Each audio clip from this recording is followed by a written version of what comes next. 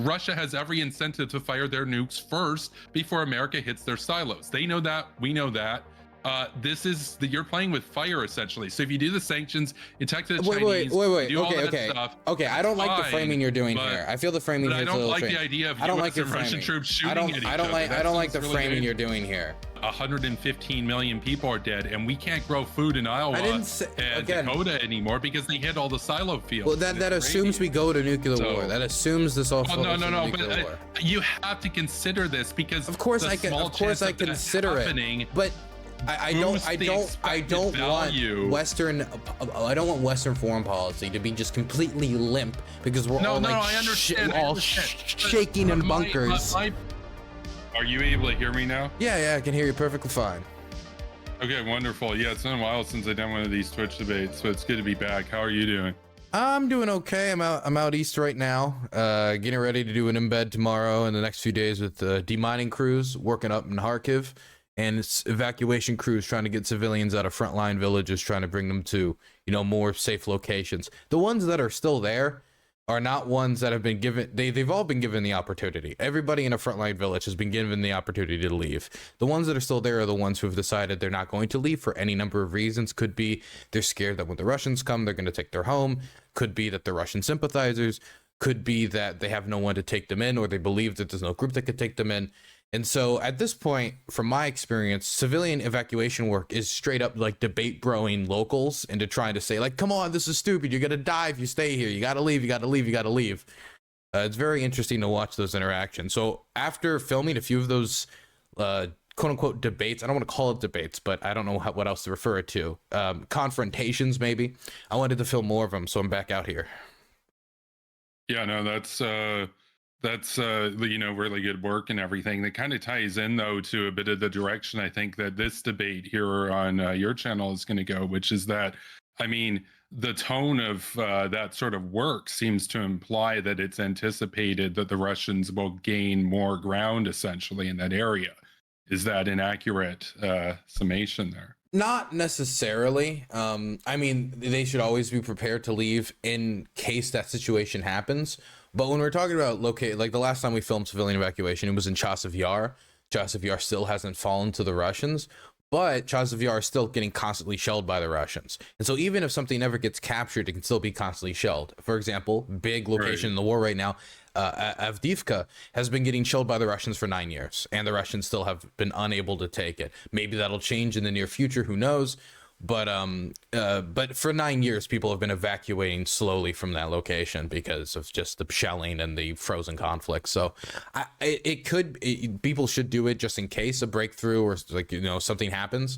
But even if it doesn't happen, you shouldn't be in frontline villages because you're going to get shelled. Right. Yeah, no, that makes a lot of sense. I believe like 70 to 80% of the deaths and injuries in this war are from artillery. So if you take that into consideration, being in an artillery range is the deadliest place you can be in the war. Yeah, well, no, it's that's brutal. So you wanted to debate regarding my statements with respect to the war in Ukraine and my Before we have you debate your statements, I didn't want to introduce you because you're a grown man, you can introduce yourself. I don't want to treat you like the foreign exchange student in second grade where it's like, this is Pablo and he comes from Ecuador. So could you introduce yourself quick? Yeah, sure. Hello, everybody. I'm Kevin Castley.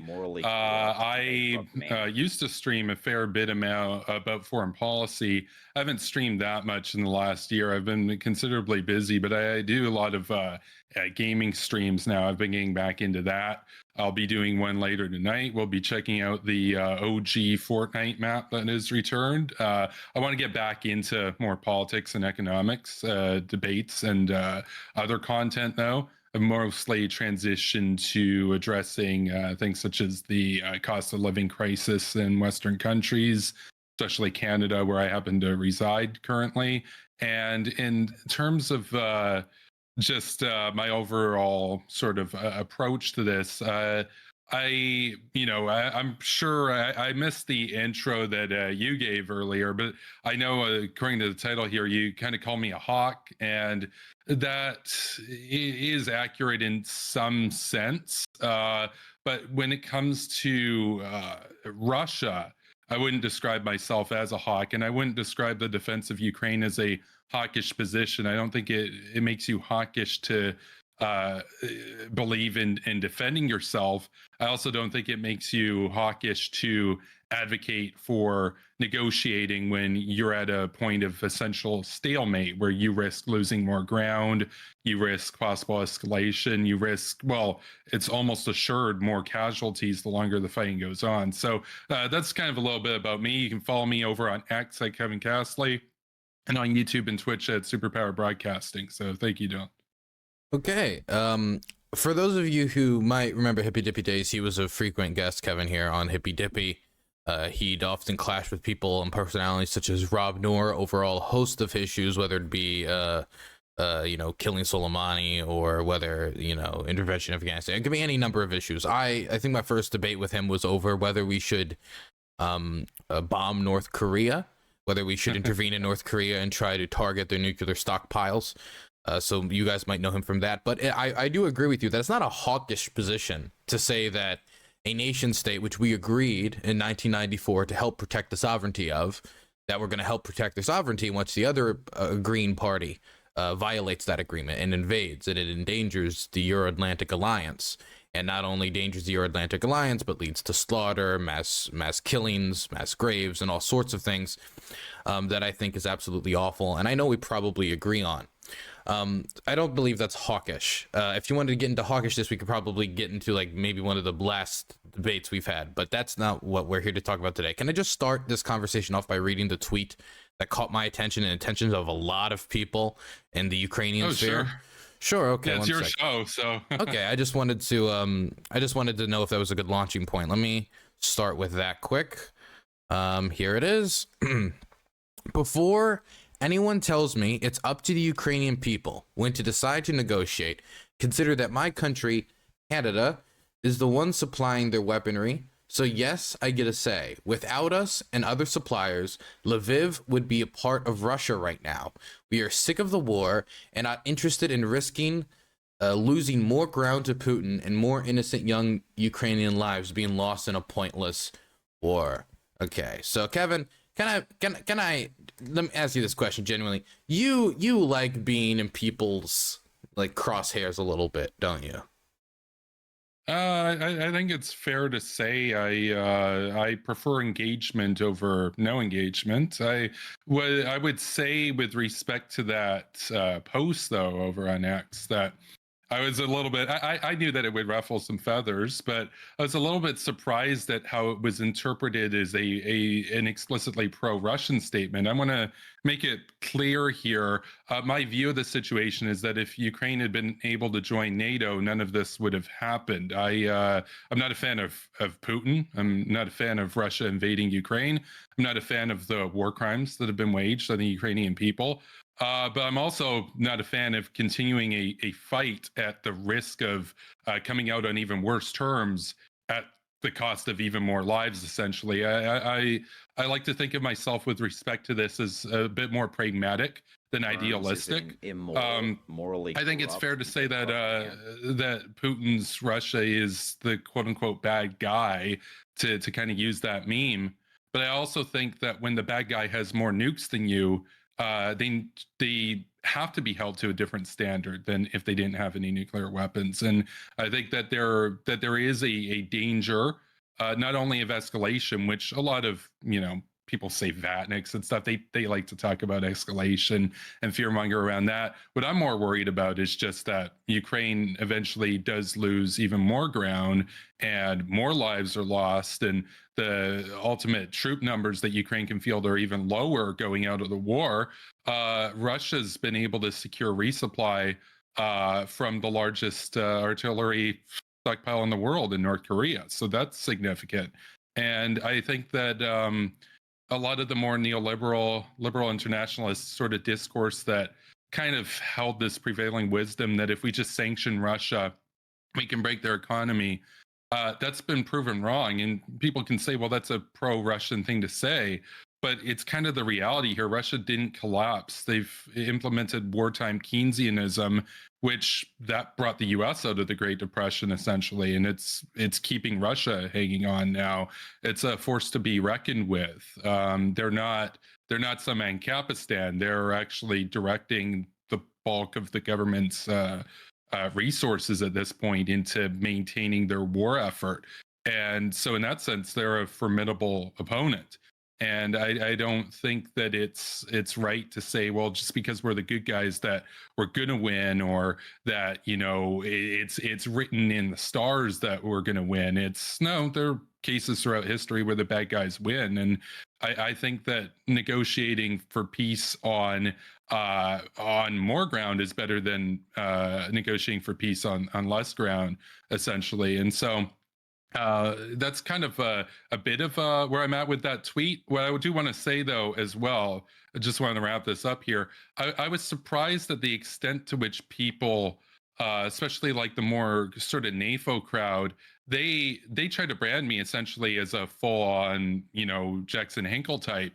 And I do want to say here, and I posted later on with respect to this, that I do want to say I've criticized him in the past. I've still got some criticisms of him, but thank goodness President Joe Biden is in the White House, because if some of those NAFO accounts were in the White House, there wouldn't be a White House.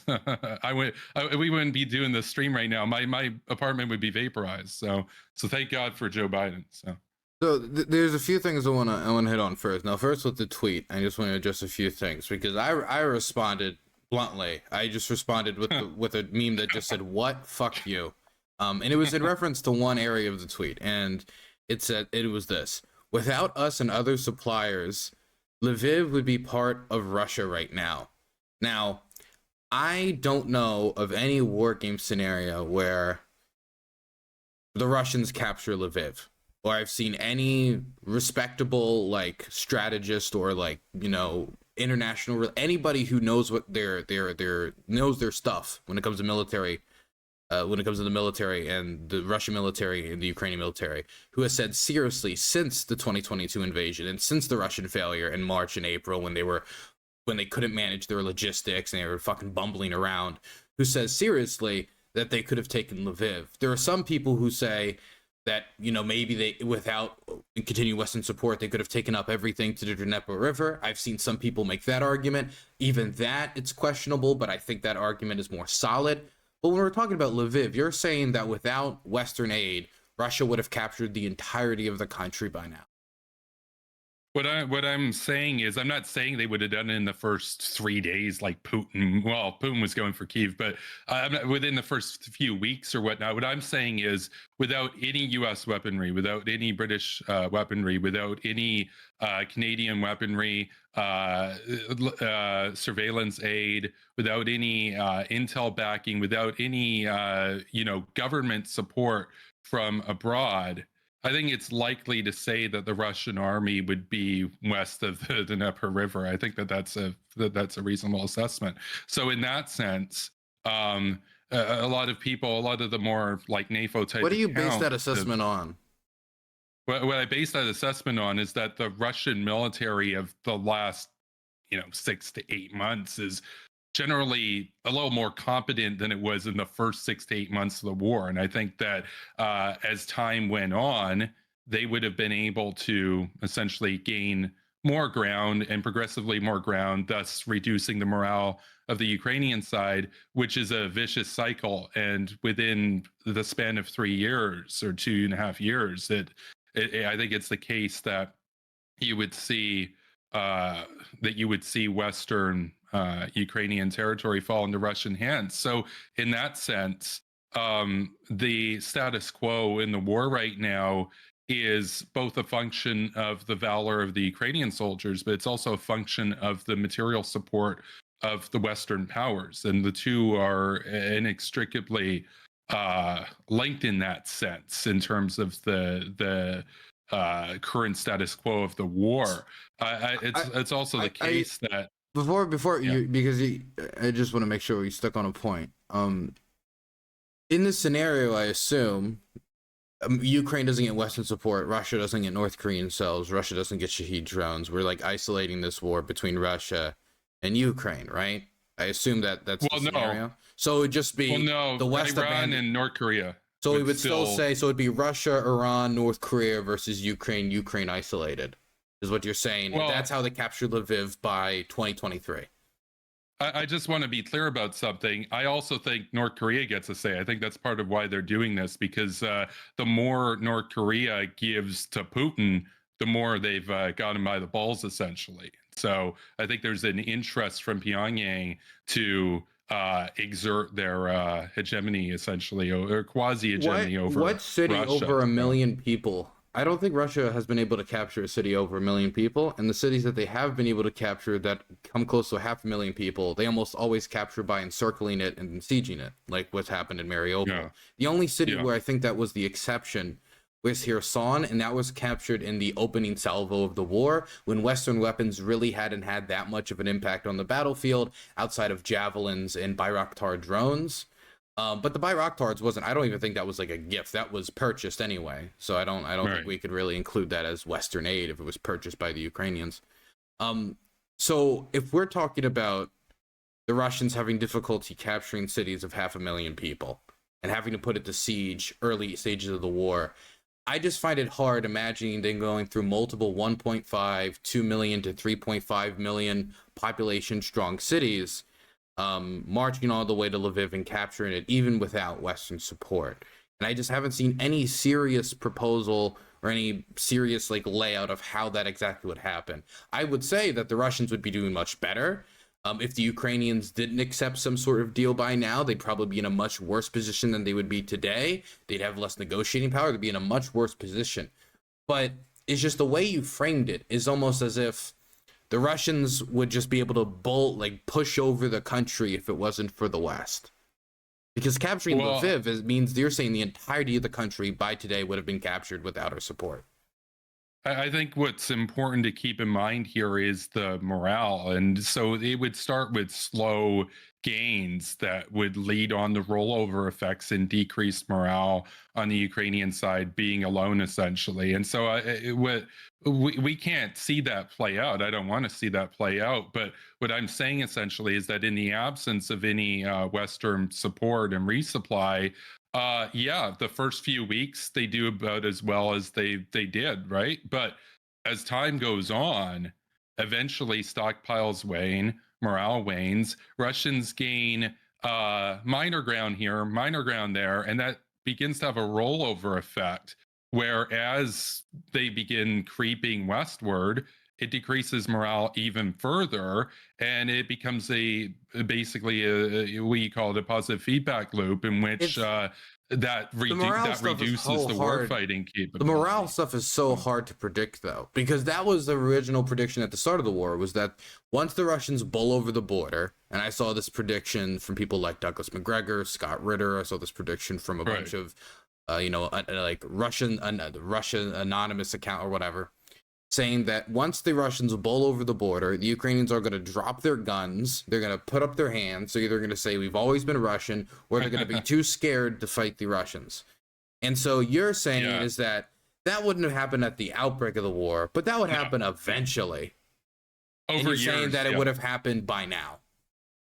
If they were on their own over the span of 2 years, that's what I would put money on if I had. When you say on their own, you mean no Western aid? I would assume this would still no Western aid. I mean literally just the Ukrainian army. Bankrupt man. Okay, I disagree with that assessment. I mean, this would basically be dependent upon the Ukrainian army morale collapsing or the Ukrainian people essentially giving up. So if they didn't, would you acknowledge that they wouldn't be able to take Lviv? Well, in that scenario in which that rollover effect on decreasing morale doesn't kick into place, sure, I still think the Russians would be west of the Dnieper at that point, like across the board, though. On their own. I think that it's hard to kind of grasp the extent of American aid, especially, but also aid from other. Do you think it would have been harder for the Russians to drum up support for Ukraine if the West hadn't gotten Ukraine's order and get in their corner? Do you think they would have done this whole same thing, like the West is attacking us, the West is this, the West is that? It'd be as easy for them to do things like mobilization. Yeah, they played clips of like John Bolton saying we need to send, aid and stuff over there, and say, see, they're all amassed against us, even though there's no, like, they don't tell the truth on Russian media. Okay. They would be, even if the West came out and said, oh yeah, we don't even like Ukraine, the Russians would still be saying, see, they want him to be NATO. That's what Putin needs to do to drum up support, right? So they don't operate in the real world, right? So.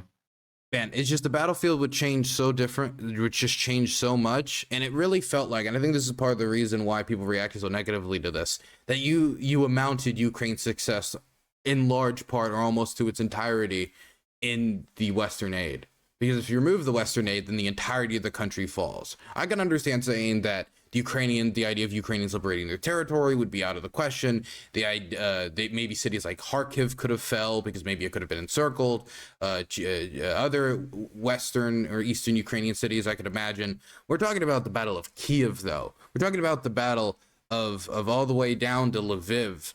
I mean, that's just such a march, and it would really be relying upon just the Ukrainians giving up, which they didn't do in 2014. Which they didn't do over the last 8 years. So it's something that John Mearsheimer, when he made his predictions about this war, also counted on. And then he had to have that blow up in his face. And then he had to stand there saying, oh, I guess I was wrong about that. And so it's just, it's something that has tripped up a lot of people, the morale of the Ukrainian people, and guessing and betting on it to waver. And it's just not something I would assume in the situation. We can agree to disagree here. This isn't even the main thing I wanted to talk to you about. I want to get to the cream of the crop of this. Okay, okay, just before we get there, I do just want to touch on this point a little bit, though. Mm-hmm. If you had to roughly, in your estimate, I mean, you've been on the ground in Ukraine doing, a lot of journalism over there, risking your life. You've almost gotten shelled over there. You could probably speak to this better than, almost anybody who's not, maybe on the front lines fighting over there. What would you say if you had to put a percentage, like 10%, 20 versus 90, 80 or something, 50, 50? What would you say the percentage of the result of the Ukrainian performance is attributable to the valor and morale of the Ukrainians and the unremitting support of Western powers? So how would you break that ratio down? I'd break it down like 60-70% resolve of the Ukrainian people, and also just their ingenuity and how they defend their country.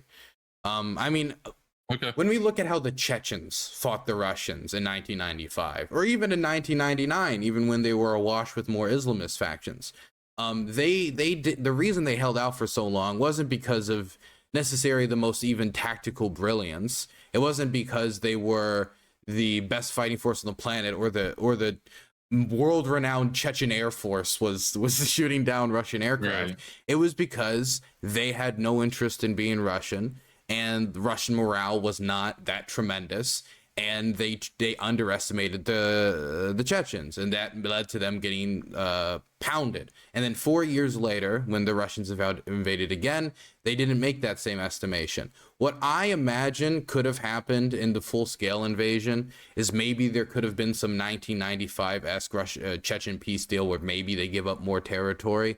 Possibly they hold out later until longer, and they would tilt their war strategy more towards guerrilla tactics, more towards just defending the Dnieper River instead of trying to defend every city like Kharkiv and this and that. And in the early days of the war, that's what Ukrainians were preparing for, because they were imagining that war scenario could play out.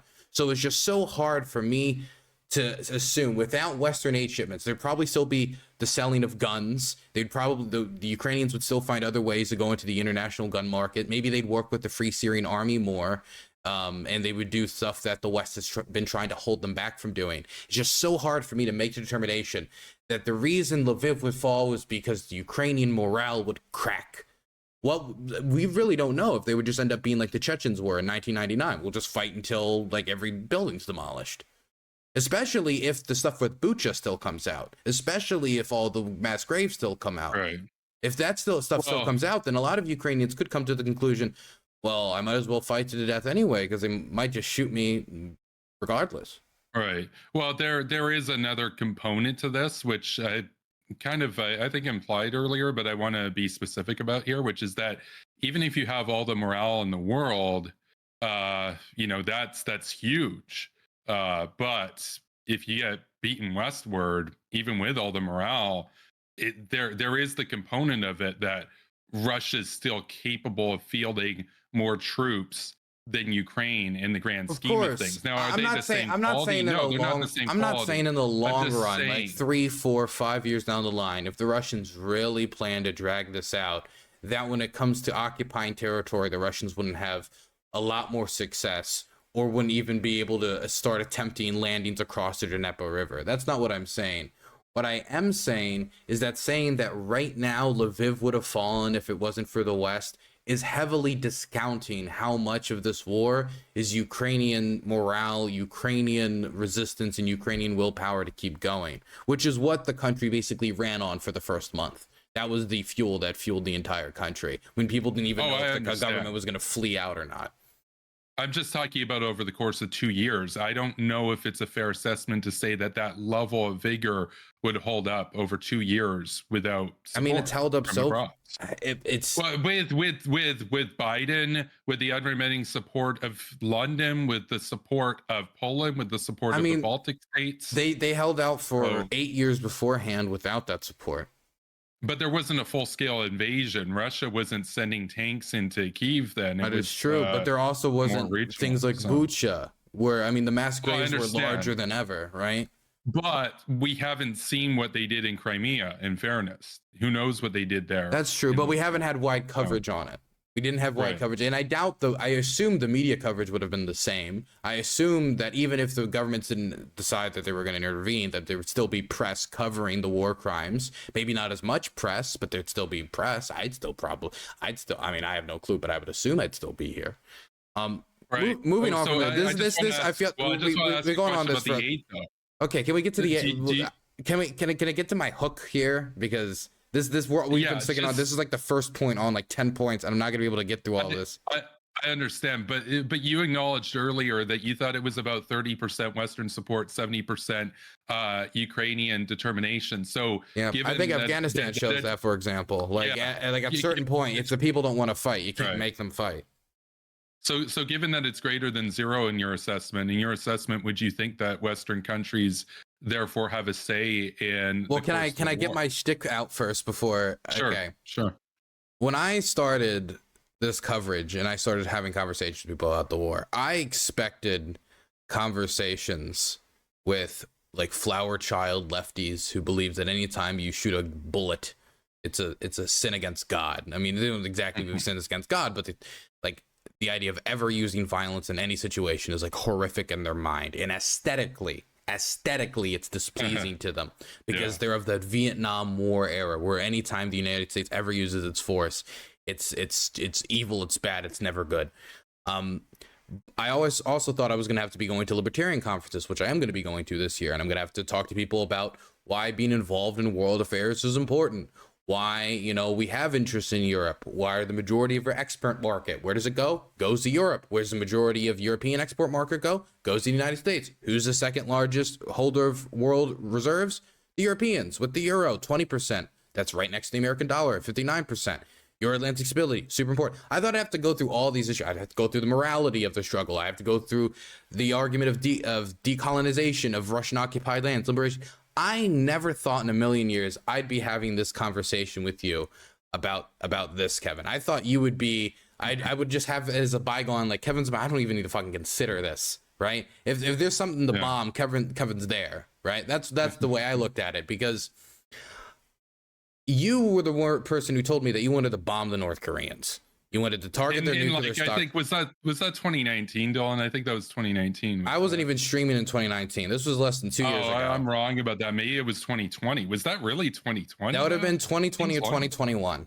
Either way, it was around. I think it was 2021. I'm looking that up right now, honestly. Either way, you told me that you wanted to bomb the North Koreans and target their nuclear stockpiles, right? So now hearing this shift in rhetoric on this issue because they have nukes kind of confuses me to a certain extent. And so we can start with what you wanted, which was, do Western countries get a say? I think that Western countries can get a say on whether they continue to send aid or support, and they could advise Ukraine on things like, look, we cannot continue to send you this aid, so either make a deal in the near future or plan to continue the struggle without our aid. I think that's the most Western countries can do. I don't think Western countries can go to Ukraine and demand this of them. And I would also advise them not to do so, because I do think the Ukrainians are smart in understanding that if they do give up all the land that they've already had captured from them, this could mean creating a rump state that I fear might not be destined to fail, but could be destined to destitution. Okay. So my view of where I would like to see the negotiations go, given the stalemate right now, and again, this is the starting point. This would have to be worked out for any sort of agreement to emerge, which is that Russia gets formal recognition of Crimea. Russia keeps the Donbass and even areas that they haven't exactly taken yet. Damn. Ukraine basically keeps the rest, but gets to be NATO. Ukraine gets to be NATO, and then we never have to deal with a war in this region again. That would be the sort of the starting point, because the danger in not doing it is we have to negotiate in 5 years, and they're occupying even greater territory at that point, and by that point you might have lost another 100,000 people or so, and you'll of course need an army in the post-war era to maintain the security there, even if Ukraine gets to be in NATO. So my question here is, and this is something that I've been talking about on X a little bit over the last few months, is that a lot of people talk about this as like, oh, well, there's never any negotiations, total surrender, unconditional surrender by the Russians, but that would seem to imply that Russia would be in the state of where Japan was in the mid-1940s, where the US has everything. I don't think Ukraine has any desire to get to Vladivostok. So I don't think Russia's ever going to surrender per se. So we have to kind of discuss what is the end game of the war, because we know the end game of the war for the Russians is they take all Ukraine. And given the current state of things, I don't think that that's necessarily going to happen. But I don't even think Ukraine wants all of Russia. I don't think Ukraine wants any of Russia. I think they just want to have their own country. But we have to be realistic. And in terms of the numbers that are currently there, Ukraine doesn't have a 3-1, or I would argue closer to a 5-1 advantage to take Crimea back. I think it'd be a bloodbath, and I think the Russians would be able to hold it. Is Ukraine the good guy? Absolutely. Is that their territory? Morally, yeah. Are they going to get it back? I don't think so. And I'm like the Hawks hawk that you laid out, and I'm here saying that. So, you can call me a Russian shill or something, but I'm like literally just acknowledging this is a country with 8,000 nukes, and they would probably use tactical nuclear weapons, or at least there is a greater than zero probability, significantly greater than zero probability, that they would use tactical nuclear weapons to defend that isthmus. That is a big change. They probably would use nukes if they're Ukraine should take back Crimea, and then you shift it to there's a greater than non-zero, which is a big, because one implies 60%, the other implies 1 to 2 to 3%.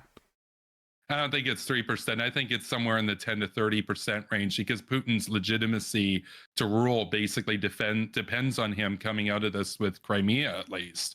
So I think that let's be real, a 10% chance. We've got polling from the Levada Center saying that 32% of Russians would continue to support Putin even if he gave all of Ukraine back to Ukraine. Now, 32% is not it's not that much. That's still a base of support. Much. That's still support. Yeah. And that's less of a base of support than Biden had at his lowest points. So. That's true, but there hasn't been any coups of Biden yet, has there? So I want to throw a few things out there. So the first thing I want to throw out there is the nuclear question. So I am of the belief that any single time you're in a conflict where a nuclear state is invading a non-nuclear state, and there's a conflict because one nuclear state's on one end of the conflict supporting the non-nuclear state being invaded, and the nuclear states on the other side of the conflict, there's going to be a threat of some nuclear incident. Anytime two nuclear states engage and have a disagreement, that's a possibility. Taiwan is an example of that. South Korea is an example of that. They're just daily life of Indians and Pakistanis as an example of well, it's less an example because India and Pakistan build nuclear power, but you get my point. Yeah. I would not say we just drop support for Taiwan and abandon it because there's a risk that China might one day feel compelled to try to either test nuclear weapons to scare the United States away from defending Taiwan, or even use nuclear weapons if they face some sort of political defeat and physical defeat at invading Taiwan. In fact, I would be of the fear that backing off and saying you can have Taiwan because of the nuclear element could encourage said behavior.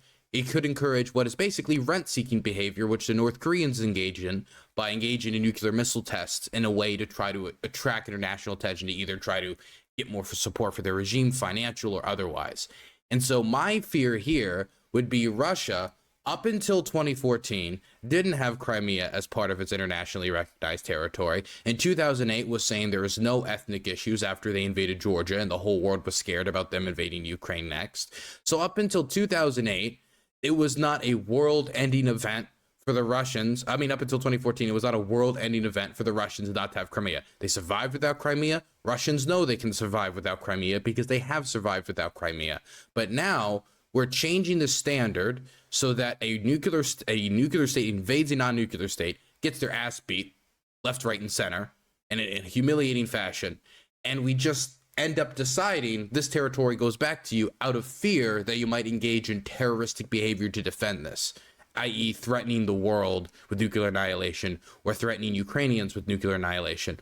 When has this ever happened anywhere else in the world that we've respected that type of behavior? Because when people talked about it in Vietnam, the Chinese didn't respect it. When people talked about it in Korea, the Chinese didn't respect it. Well, the Chinese didn't really ever respect it. But my point is, when has this ever happened before? Chance got a tier 1 Wait, I want to just answer the question there. So the question is, when has a nuclear state ever invaded a non-nuclear state and then kept the territory? Is that the question? My question is, when has a nuclear state invaded a non-nuclear state, failed dramatically, but the reason they got to keep the territory was because they fell back on, we will annihilate you if you take back this, what is internationally recognized as your territory. Like I've never seen nuclear weapons or nuclear doctrine employed in that manner before. I think we're moving things a little bit. My prediction was that there's a greater than zero, a significantly greater than zero probability that Russia uses tactical nuclear weapons within Crimea to defend their hold on Crimea.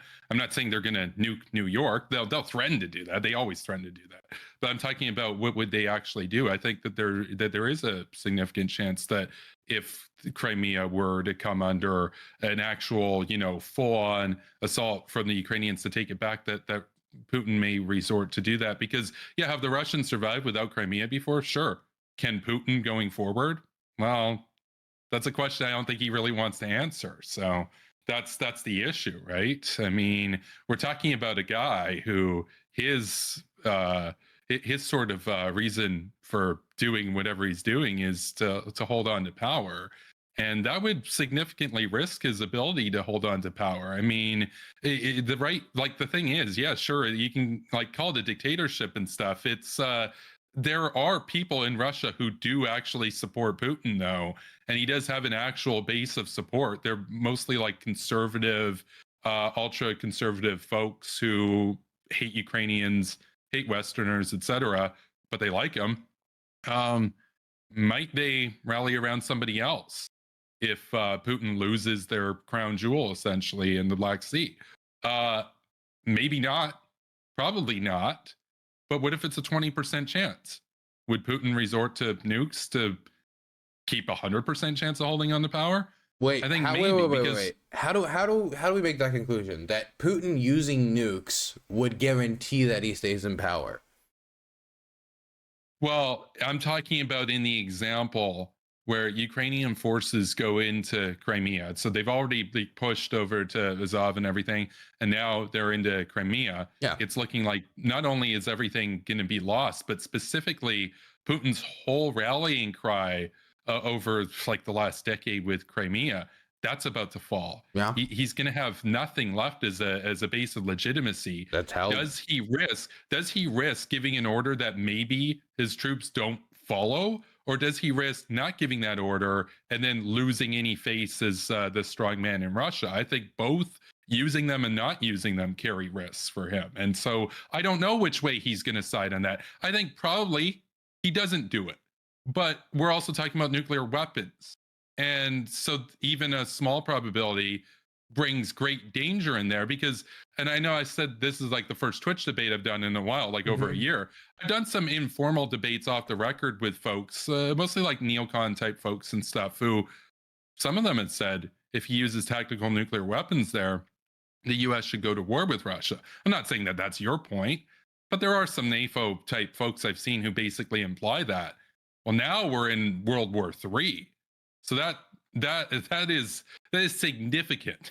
That is significant. It's So just, to consider for me, anytime two nuclear armed states have any sort of a confrontation, there is a risk, a more than a non-zero chance of a nuclear incident. Even when nuclear states aren't engaged in confrontation, there is a non-zero chance of a nuclear incident just due to error, and either human error or technical error, the decaying of these old nuclear systems, which I'm sure Russia probably does not have the most up-to-date top-tier nuclear systems in the world, if I'm going to be completely honest. I Probably agree. same with the North Koreans, almost certainly. I doubt they're they tested theirs though. We know there's work. we know They're the there's most work, but recent country to prove doubt it. that their systems and control panels are exactly top tier, top of the line Raytheon brand. You get what I'm saying? No, I get what you're saying in terms of accuracy, but we know when they've tested their ICBMs that I know that their nukes work. My point. But if you draw that out on a proper trajectory, if they were to actually use it in combat, they can basically reach Uruguay at this point with nukes that they've proven my work. point So isn't. My point is I not think that their their military is more formidable than Russia's at this point. But Okay, well, I think that's stupid. I don't think the North Korean military is more formidable than the Russian military. I mean, we have nothing to test that against. It's a hermit kingdom. We know nothing about the innards of the country. They constantly are trying to puff out their chest to make themselves look powerful. Where like a slight change in the international food markets or slightly bad weather conditions can kill 5 to 10 million of their people in a famine. So I don't know if they exactly are more powerful than what was until the recent invasion of Ukraine, the second most powerful military in the world. My only point with so you disagree with the results of their tests though, because they've basically proven the functionality of their systems that can hit. I'm telling you that the North Korean military is not more powerful than the Russian military, whether it comes to air force, whether it comes to resources, because they just cannot keep planes in the air as long as the Russians can keep planes in the air because they don't have access to international oil. They're sanctioned much more than even the Russians are sanctioned, and so they wouldn't be able to import the parts that would be necessary to or import the resources that would be necessary to fight a long drawn-out war against the Russians or against an international coalition. It's part of the reason why they got their nuclear stockpile in the first place, is to make up for these failings. Right. Well, but they have that nuclear stockpile, which means now that frees up their artillery to give conventional aid to Russia. So, look, I want to be clear about all this. So there's but wait. I never even got. Are we really going to debate whether if the Russians or North Koreans are stronger? Is this the debate we're having now? Well, no, you were pointing out that Russia's probably got a lot of rusted old nuclear. Well, my point was that there's always a non-zero chance of a nuclear incident happening during confrontations, during non-confrontations, or due to human or technical error. And I don't like rewarding rent-seeking behavior with nuclear weapons with territory and changing the standard to be, we will stop pushing back against we will stop these violations of the international rules-based order. We'll stop these violations of Ukrainian sovereignty, and will allow them to do land grabs based solely upon the risk that one day Putin might, this is not likely, but might happen, get really angry, say my regime is more important, hit the button, which then might lead, depending upon what his other staffers do in response to him actually making that call, go through with what could be a suicidal act for Russia on the national stage. Because if they press that button, it isn't just going to be the West that reacts. It's going to be the whole world that reacts, because they're changing the global standard on arms control. They're going to be the first country to use a nuclear weapon since the end of World War II. China's not going to like that. Iran, I don't even think Iran would necessarily like that. I don't think the Pakistanis would like it. I don't think the Indians would like it. I don't think anybody would like it, because they don't like the idea of that being used against them. The Chinese don't like the idea of giving North Koreans too many ideas that could upset the status quo on the Korean Peninsula. The Indians don't like the idea of the Pakistanis getting ideas. The Pakistanis don't like the idea of the Indians getting ideas. When the Russian government revenue has gone down by 50% already, they've gone down by 50% in the government revenues that they're making. Can they really deal with the Chinese coming out and saying, look, you're doing that? That's not vibing with me. We're no longer going to accept your Russian energy exports. If the Indians were to come out and say the same thing, like, look, this is a national security priority for us. We don't want to encourage the Pakistanis to think that they can just threaten to use nuclear weapons to take back Kashmir. We are not going to buy your energy exports. And then we're not talking about a 50% reduction in government revenues for Russia. We're talking about an 80% reduction in government revenues for the Russians. There's a question about whether Ukraine can survive a nuclear attack. Could Russia survive pulling the trigger on something like that? There's so many factors to be considered here that me throwing in the towel on retaking Crimea based upon the future possibility, which the Russians haven't even drawn a red line for in Crimea, it's just going too much out on a limb. Ukraine's not particularly close to Crimea, though. My guess is, even rhetorically, they will. Whether they act on that or not remains to be seen. But I mean, so there are two kind of sides to the sort of stalemate and the impetus for negotiation, which is that you risk losing more ground in conventional conflict, but there's also the risk that if you do start gaining ground, especially with respect to Crimea, that it does risk tactical nuclear weapon use. Now, again, I'm not saying he's gonna do it. I'm just saying that risk is there. And what I'm more worried about, I don't even think that would make that much difference on the battlefield. I don't think it would just be the end of the Ukrainians if like 500 Ukrainian soldiers died in a tactical nuclear attack by the Russians. On the grand scheme of things, on the battlefield, the use of one nuke is not. Well, let me, just for the viewership at home, because they're going to hear that statement, they're going to think you're fucking crazy. But he's right that one use of a tactical nuclear warhead, something that's like artillery nuke or something dropped from or a smaller nuclear warhead, that alone is not going to annihilate Ukraine. It is not going to wipe out the Ukrainian armed forces. They'd probably kill maybe a few thousand people at max if they really bunched them up super close. Probably kill civilians, do damage to the natural environment. I just wanted to put that out there. That's not to say it isn't bad and it couldn't still be used as a weapon of terrorism and kill the civilian population, but that's what we're talking about right now. Right. Yeah, we're talking like 2 to 5 10 kiloton devices basically employed on advancing troop positions. So depending on how buried they are, yeah, you might be looking at 500 people dying. I mean, the Russians have done tests with 50,000 troops and up to, about 600 meters from the point of burst of a 40 kiloton device. They were all in trenches, all of them.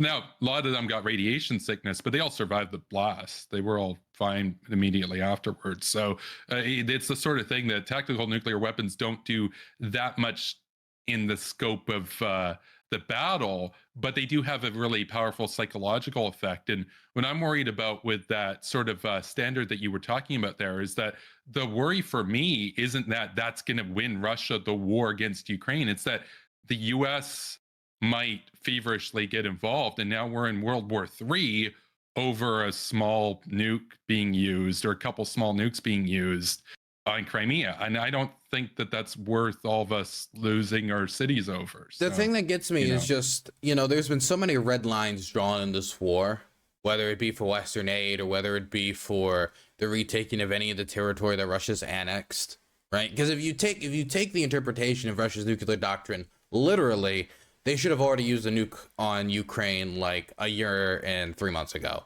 once they retook the area around Kharkiv or when they retook Kherson. Kherson especially because they formally annexed Kherson. And when you formally annex it and you declare it part of Russia, that territory should be covered by Russian nuclear doctrine. But there seems to be a difference in Russian nuclear doctrine between, say, St. Petersburg and occupied Metropole. They seem to treat it differently. And that has been shown by the fact that they annexed it. It should have been covered by Russian nuclear doctrine. But when that 600,000 population city was recaptured, the only provincial capital the Russians have captured for the entire war, they did nothing except to retreat. And so if you're talking about Kherson, about Kherson. I'm talking about Kherson. I think you said Melitopol. No, that was just one of the examples. That's one of the examples I was using as one of the territories that. If they were to take back Metropole, I doubt the Russians would use a nuclear weapon either. But I don't think they would use my point is there's so many different red lines. People say Crimea is different. Crimea is different. Why? Crimea is different. Why? Is it politically different or is it militarily different? People talk about the warm water port, but it's not like a warm water port. While it wouldn't be as good of a warm water port, couldn't have been built somewhere else. We know that they've gotten other ports in the region. They could build another port in the region if they really wanted to. And I don't take that as an excuse for them to use nuclear weapons alone. Because if that was a reason for them to use nuclear weapons alone, their warm water port has been getting slammed by the Ukrainians with ATACMS and other fire and really heavily damaging it. And we've seen basically no response from the Russians. The Russians have had quite a muted response, even though this is the thing that's going to set off World War III. Well, no, but those are like surgical strikes from outside the peninsula on to destroy the whole reason why supposedly they started the war in the first place. But that's a little bit different than advancing troops crossing the isthmus. I acknowledge that it's different, but we need to look for signals to get an idea of what the Russians will do. And when we're bombing the port that they supposedly started this whole war over in the first place, they didn't do anything. When we take back cities that they've formally annexed, that they said is a red line and should be covered by Russian nuclear doctrine, they didn't do anything. Up until very recently, up until 2014, the Russians treated Crimea like it was an inexorable part of Ukraine, at least rhetorically. And so this is only the Crimea becoming the world-ending event that we're advertising, or the potentially world-ending event that we're advertising it, is a recent development from 8 years ago that the Russians are insisting, even though all other signals, at least the signals from what we've seen, the Russians, when it comes to their red lines being tested, always seem to fail, at least when it comes to Ukraine. It's just so much more likely that the Russians are waving the saber around because they have it and they don't have many other options because they're getting humiliated. They're at this point fighting man to man with the Ukrainians, which is something you couldn't have imagined back in 2014. And so they're waving the saber, hoping that it catches people like you and makes you back down on the issue. No, I understand what they're doing, but the saber also does exist. So it's not like it's a paper tiger per se. If they did it, it would actually do a lot of damage. So we do have to be real about that. I mean, I guess my sort of question here is that so your basically your view of things is in a scenario in which Ukraine literally gets everything back, Russia just accepts it and is forced to go home. Like that would be ideal. People say that as if it's the craziest thing in the world, because people are like, Russia is so powerful, it's got nukes, it would never have to do that. But when the Soviet Union was in a much more powerful state than where modern Russia is, they had to leave Afghanistan because us and the Chinese, even though no one likes to give them credit, but I'll give the Chinese credit, funded the Mujahideen with weapons and guns on the back of donkeys given to us by the Chinese, walking through the countryside. And that was enough to push them out of 10 years and contribute to the collapse of the Soviet Union. When the Russians marched into Chechnya in 1995, nobody in the world could have thought that the Russians would back down after just getting humiliated 4 years earlier by seeing the Soviet Union collapse, that they would take an L on, and then they took an L on Chechnya and they had to leave inside a ceasefire agreement. They would invade again 4 years later. But the idea that the Russians can't, under any circumstances, stick their tail between their legs and go home, like many other regimes have had to do in the past, like the United States, a nuclear power, has had to do in the past, like China, to an extent, had to do in Vietnam. Like, it's hard for me to just, treat Russia by different standards that I treat other nuclear powers.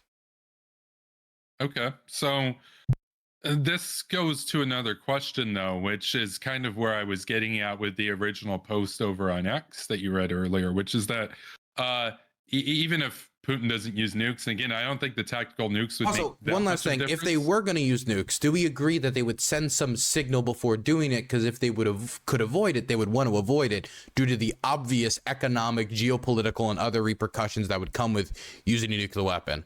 I think there'd be some sort of clear signal outside of some vague posting by Dmitry Medvedev while drunk on Telegram. Yeah, well, the signal, you could argue the signal's been there for the last 2 years, where they're always like, hey, look, we're going to nuke whatever, you know? You'd say, well, hey, maybe you should listen to them. I understand that's, you know, it's kind of like the boy who cried wolf sort of thing. I think they're doing themselves, honestly, a disservice by making so many nuclear threats that the one time they're actually serious about it, we're not going to believe them. I think that's dangerous. I think that's dangerous for both sides, honestly.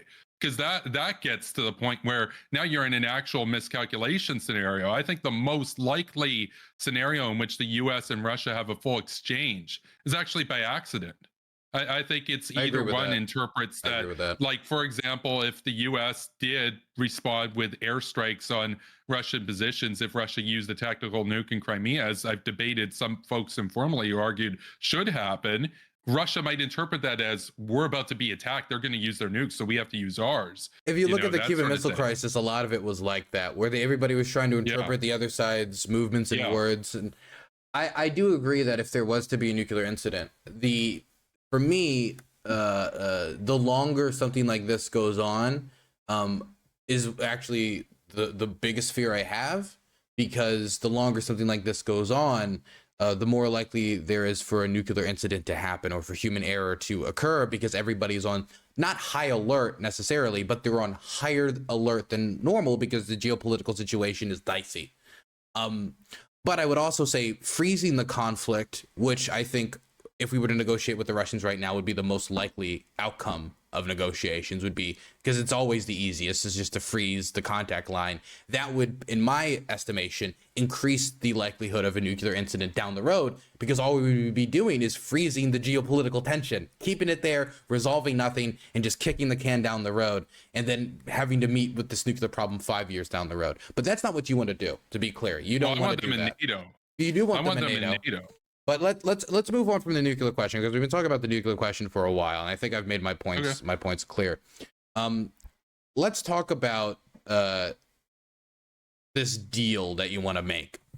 Do you believe that the Russians would take this deal if it was offered to them right now? Right now, no. But you have to start strong. Is the thing. When you're negotiating. So you would be willing to give even more than that, possibly. Well, that's how negotiating with an opponent works, right? You're not negotiating with friends. You're negotiating with a guy who, I mean, this is Putin we're talking about. He's not a good guy, so he's gonna want something different.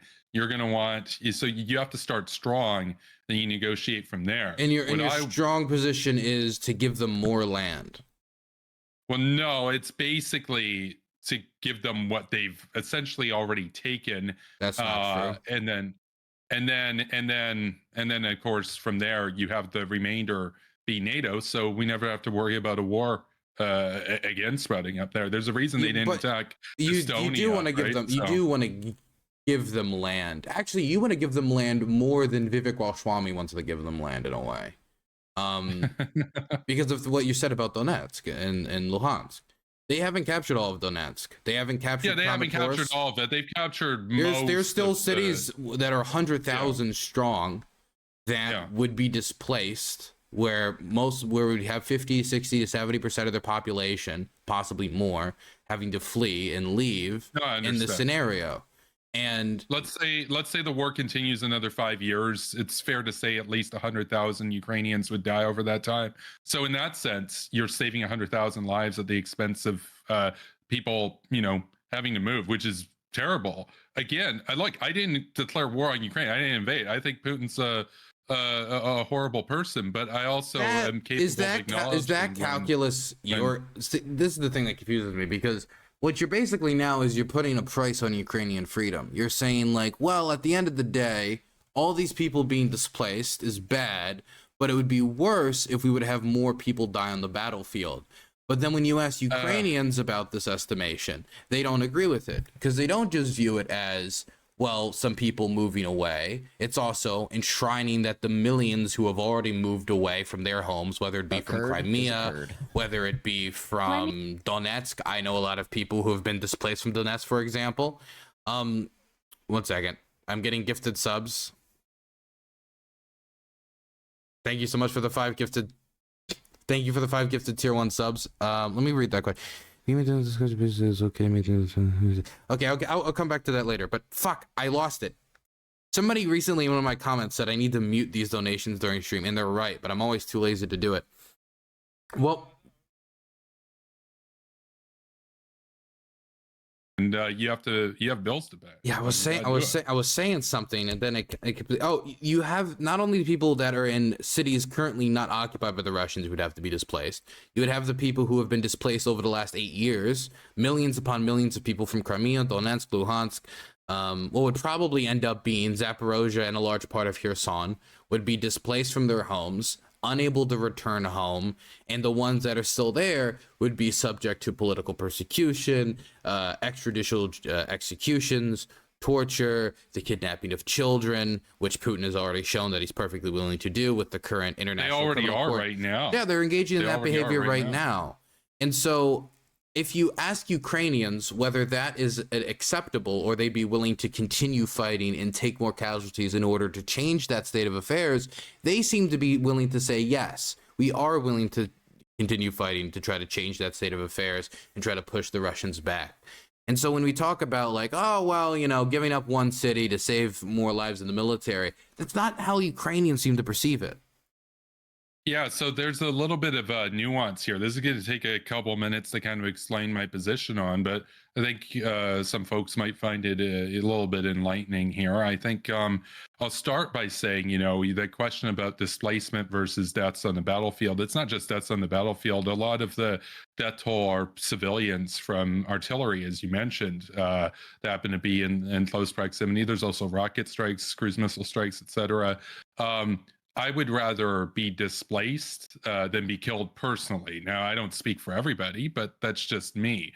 Now, I also am kind of the view that to an extent, when we're talking about still preserving, you know, the bulk of the country, but also acknowledging that some of the land that was taken will be behind enemy lines, that lives are worth more than land in that sense. Now, that changes if the existential matter of the state is actually at stake, but there would still be a Ukraine after this. It would just be smaller than it was in 2014.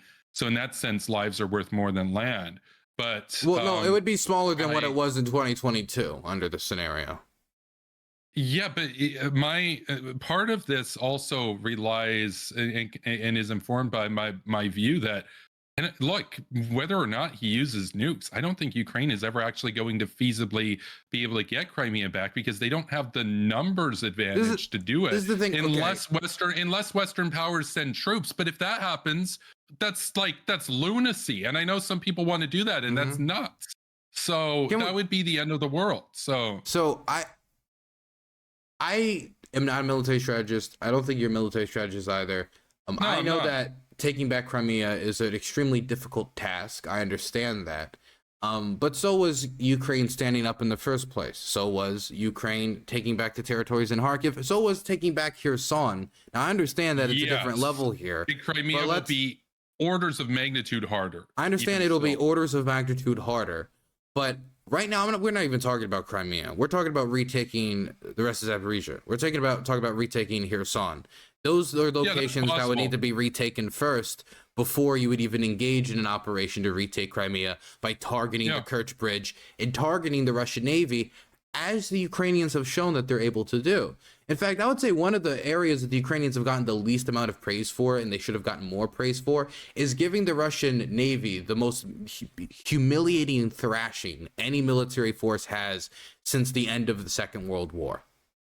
Even during the Second World War, I would have to go check back Russian. You know, the Russian Navy did not get much accolades internationally for its performance during World War II.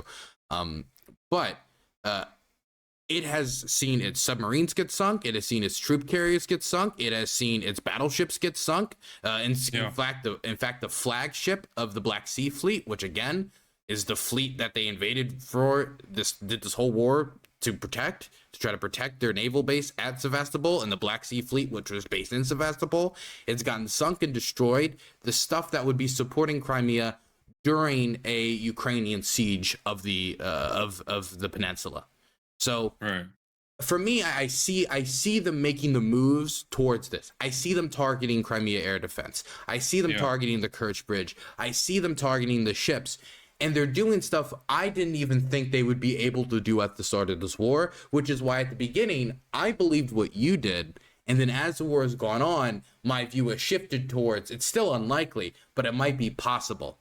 Now, I think retaking Zaporozhye and Kherson is more possible. And then once we take that, then it would be even more possible. And then there would be a real question about retaking Crimea. But until we get there, I don't even know about asking the question, because like you said with the nuclear stuff, until we see how the Russian government reacts when we get up to the peninsula again, that is going to determine how we advance from there. But we haven't even gotten to that point yet. We still haven't taken back Zaporozhye and Kherson, which I think anything 2014, anything that Russia has captured during this war is already non-negotiable in my view. Because I feel like we're rewarding their invasion. We're rewarding their behavior. But okay, well, I want to be clear. I'm not saying it's not quote unquote rewarding them. Now, of course, they also lost, a lot of lives to take it. So it's not like they get it for free per se. I treat bullies with 8,000 nuclear weapons different than I treat bullies with no nuclear weapons. And so that's just kind of where I'm at. I think morality is important, but reality is also very important. And I think I want to be clear about something here. Some of the weapons that they've been using, like were they the NASAMS, you got TACMs and stuff, you got these other HIMARS and stuff. Those came from powers outside of Ukraine. Ukraine has done some of their own initiative, absolutely, and you could argue that the Moskva going down was largely an indigenous effort there. But their domestic drone capabilities, their naval drone stuff is a domestic effort, and it's been very successful. Yeah, that's true. That's true. But I guess the kind of where I'm going with this is that is it possible that they can remove a lot of logistics and infrastructure supporting Crimea? Yeah, is it possible that they can even get more ground, substantially more ground in Zaporizhia and Kherson region? Yes. Is it possible they can push up to Crimea? Yes. Is it possible that they can get more ground in the Donbass? Yes. But is it possible that they can get everything back? I think we're looking at least maybe even a 5-year or longer window. And at that point, it raises 5 years total or 5 years from now? From now. So we're talking like an 8-year sort of endeavor. And then that's with continued Western support. Where do you get that 5-year estimation from? Well, it's been basically at a stalemate for a long time. And look, I'm not like a military strategist or anything. I'm just was it just like a guess? Did you kind of just eyeball it and throw 5 years out? It's kind of like a guess. Afghanistan took about 8 years to get the Russians out. I think that, but I don't think I would say the intensity of the conflict is a little different than Afghanistan. Though is the problem. I don't think they're getting Crimea even in an 8-year scenario. And again, we're talking about at that point a death toll north of 500,000. And is that worth it? Is the question. Death toll for Ukrainians or in total? Well, in total, but on the Ukrainian side, that would be over 200,000 in that scenario. And so the question is, is it worth it? And you answered earlier that in your assessment, you would say that the Ukrainians have said yes. Now, I would argue that there's a little bit more nuance here, which is that if you were to ask an average Russian soldier right now, or an average Chinese soldier, or say an average soldier fighting for Assad or something, is it worth it to sacrifice your life for, let's say, Assad or something? They would say, yeah, we'll give our souls to Assad. What are they actually thinking? Well, what they're actually thinking is they'd like to have a family. They'd like to have a stable life. They like to do normal stuff that, we get to enjoy like in Canada and whatnot. And they don't want their life to be defined by brutality and the war. And it's the sort of thing that look, yeah, are some of those Ukrainian soldiers absolutely telling the truth, or most of them absolutely telling the truth? Sure. Are some of them saying that because that's the heroic thing you say around your comrades to be cool? Sure. I think a lot of them would just like to have a normal life and not have to deal with all this bullshit. This, as I say, the pointless war. It's literally a war just so that Putin can stroke his ego essentially and get more land. But is that land worth another 150,000 lives? Well, I mean, you can say, well, it's up for them to decide. Sure. I mean, it's a wartime state. People have to do what they have to do. They have orders to follow. Sure. But I mean, at the end of the day, I think that Ukraine, the Ukrainian people, and the world would be in a better position with a smaller Ukraine in NATO than continuing this war for 8 years and maybe still having essentially the same lines as exist now, or slightly more favorable lines to Ukrainians. Obviously, so, if the lines stay the same, we fight for 8 years. That would be bad. That would be a bad that would be thing. bad. And there's a that happens. So now, again, I think that 5-year estimation, to be blunt, I think you just pulled it out of your ass. There's a possibility this war goes on for a while. I've said that. I've said that for a bit. I think anybody that starts putting numbers on it, like 5, 4, 3, I think they're all schmucks. Yeah. Look, I want to be clear. Yeah, I kind of did pull it out of my ass. I'm using that as an example, right? But it's possible. You've acknowledged it's possible it could go on that long. Could be 3 more years. I think 5 years. I think 5 years is you're really reaching. I think 5 years is really reaching the limits of what's even physically possible, just based upon the loss rates of Russian armor and artillery. I embedded with resupply. Even with resupply. I've been writing an article. It's going to be published this week with UPI about the artillery war. And to do that article, I had to look through so much. I just embedded with artillery teams, supporting the counteroffensive and supporting stuff in Donetsk. And I had to do so much reading around on Russian artillery production and artillery reserves, and Ukrainian artillery production and Ukrainian artillery reserves, because I wanted to get to the conclusion of where you are, because I see this as right now as largely an artillery war, and artillery is the backbone of both forces. And so I think to really get to the middle of like whether the Ukrainians could win or couldn't win, you got to look at artillery production as one of the major factors. Right. And from my reading of artillery production, the Russians spent 10 to 11 million shells in 2022 in a 10-month period. Because I gotta clarify, it was a 10-month period because they invaded it at the end of February. So it was in 10 months, they spent 10 to 11 million shells. That's a million shells, or more than a million shells a month. More than a million a month, but and their production rate. Their production rate, isn't it like 750,000 or something?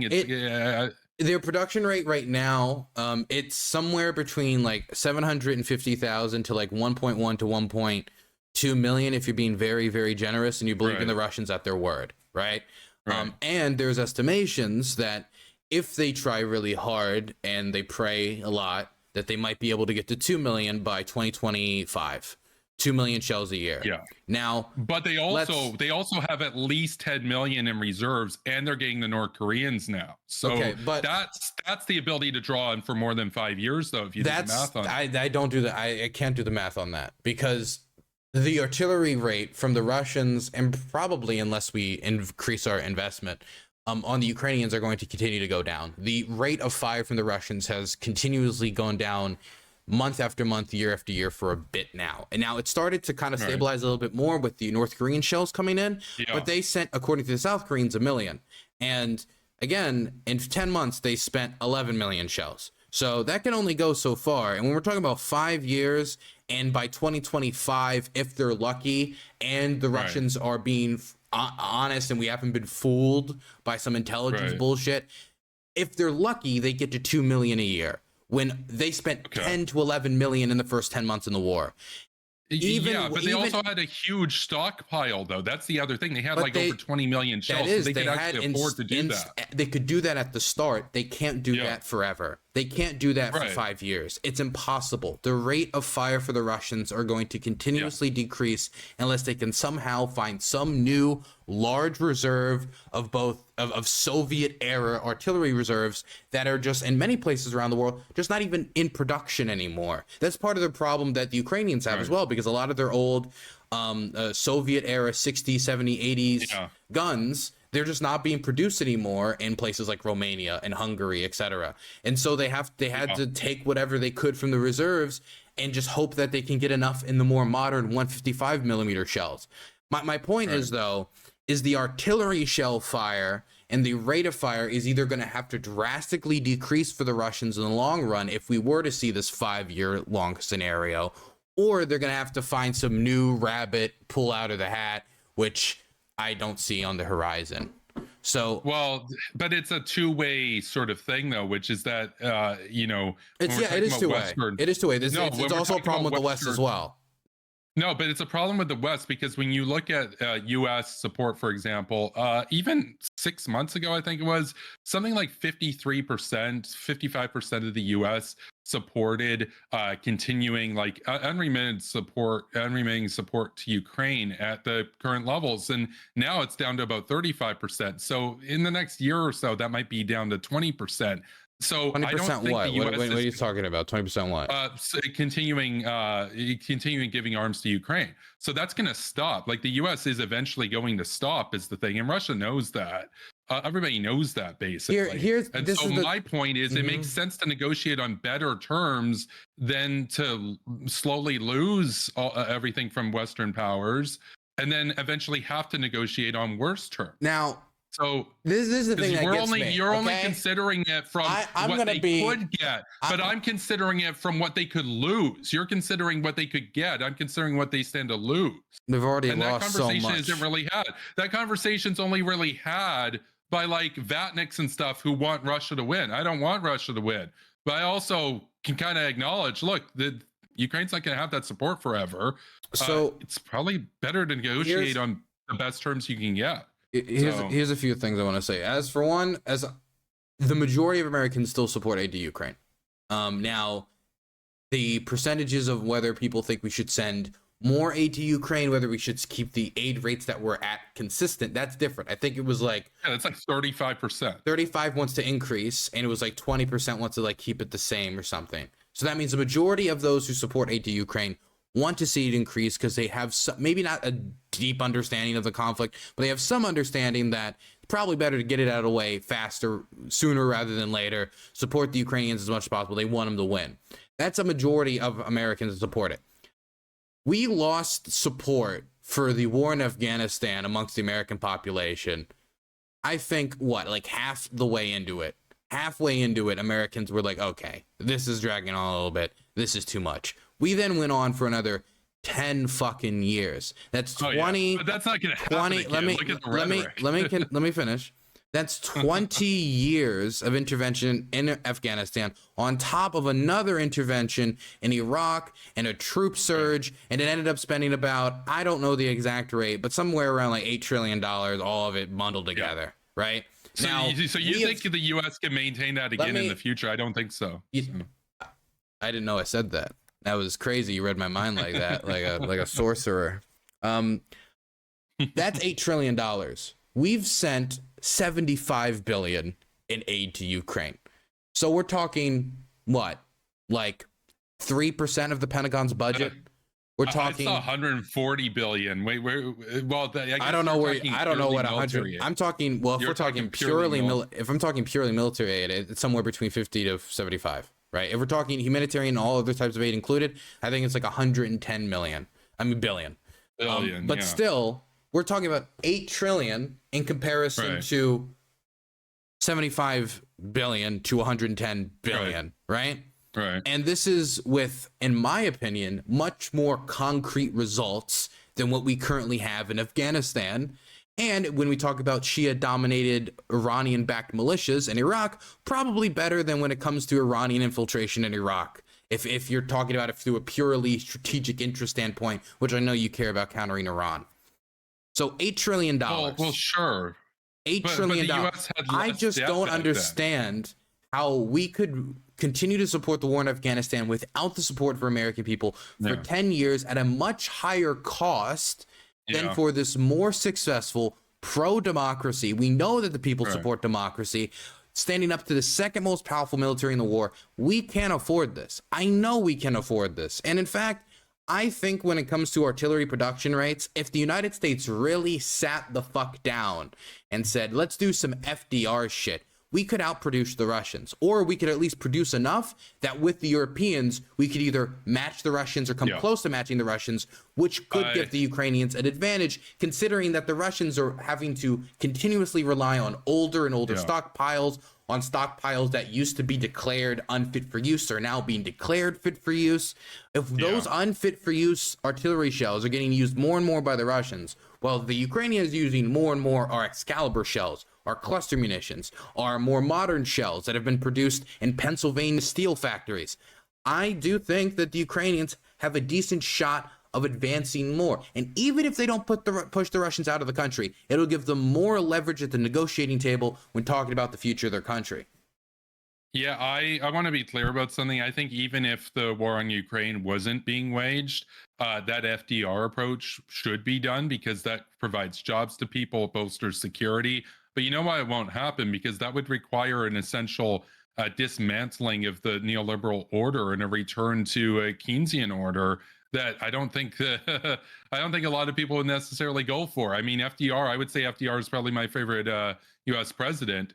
That's a We're big locking up shift the to make that Japanese happen. people, right? No. Yeah, that's what a lot of like libertarians and stuff always straw man there.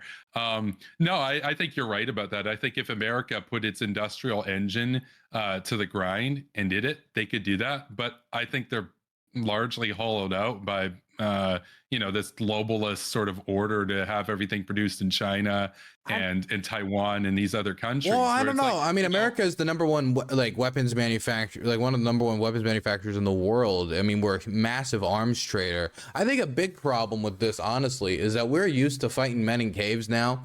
We're used to fighting insurgency wars. We're not used to this type of a war anymore. We're not used to artillery intensive, massive armored battle. Like the last time we've had a war that even vaguely resembled this would be like what?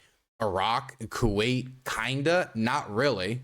But yeah, I mean, probably Kuwait, but that like probably Kuwait in the grand scheme of things. I mean, Iraq fell pretty quickly, now, but Kuwait fell pretty quickly too. So here in the United States, now you're Canadian, right? If the Canadians have sent like 8 Leopards, I think they might sell 12 in total, $8 billion, right? The Americans have much more capacity to support Ukraine than the Canadians do. Yes, but I would say you asked why like Afghanistan and Iraq continued for so long, but it might be more problematic now to sustain an 8-year-long war effort. I would say one of the differences is that the US and in fact a lot of Western countries are carrying a far higher credit card balance now than we used to, and that's a problem.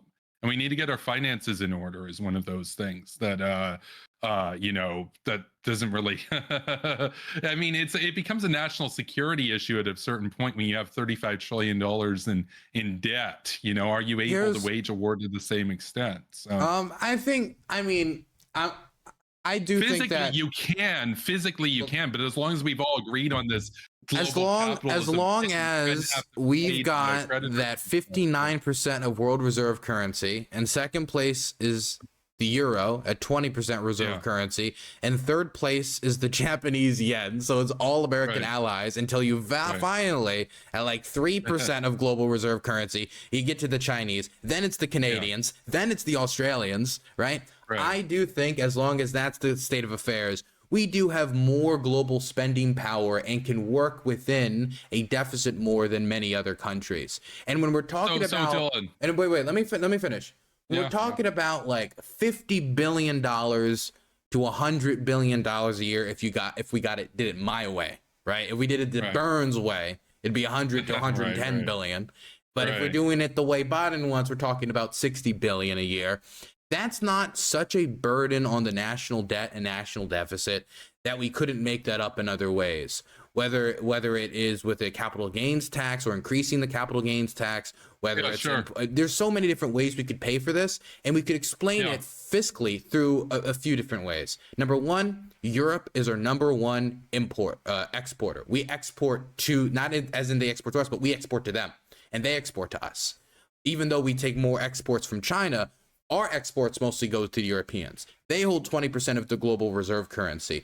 Most of Europe is under an alliance structure within the United States. Keeping the Russians out of Ukraine and stopping them from continuing to encroach on our allies is within our fiscal interests, because the further the Russians push, the more the Europeans are going to increase their defense production, their defense spending, and the more we're going to have to increase our defense spending and our troop deployments in Europe, which I would rather not do. I'd rather our Americans be American soldiers eating at American McDonald's, not Lithuanian McDonald's, not Estonian McDonald's. I want them in American McDonald's, banging American chicks, not Lithuanian chicks, okay?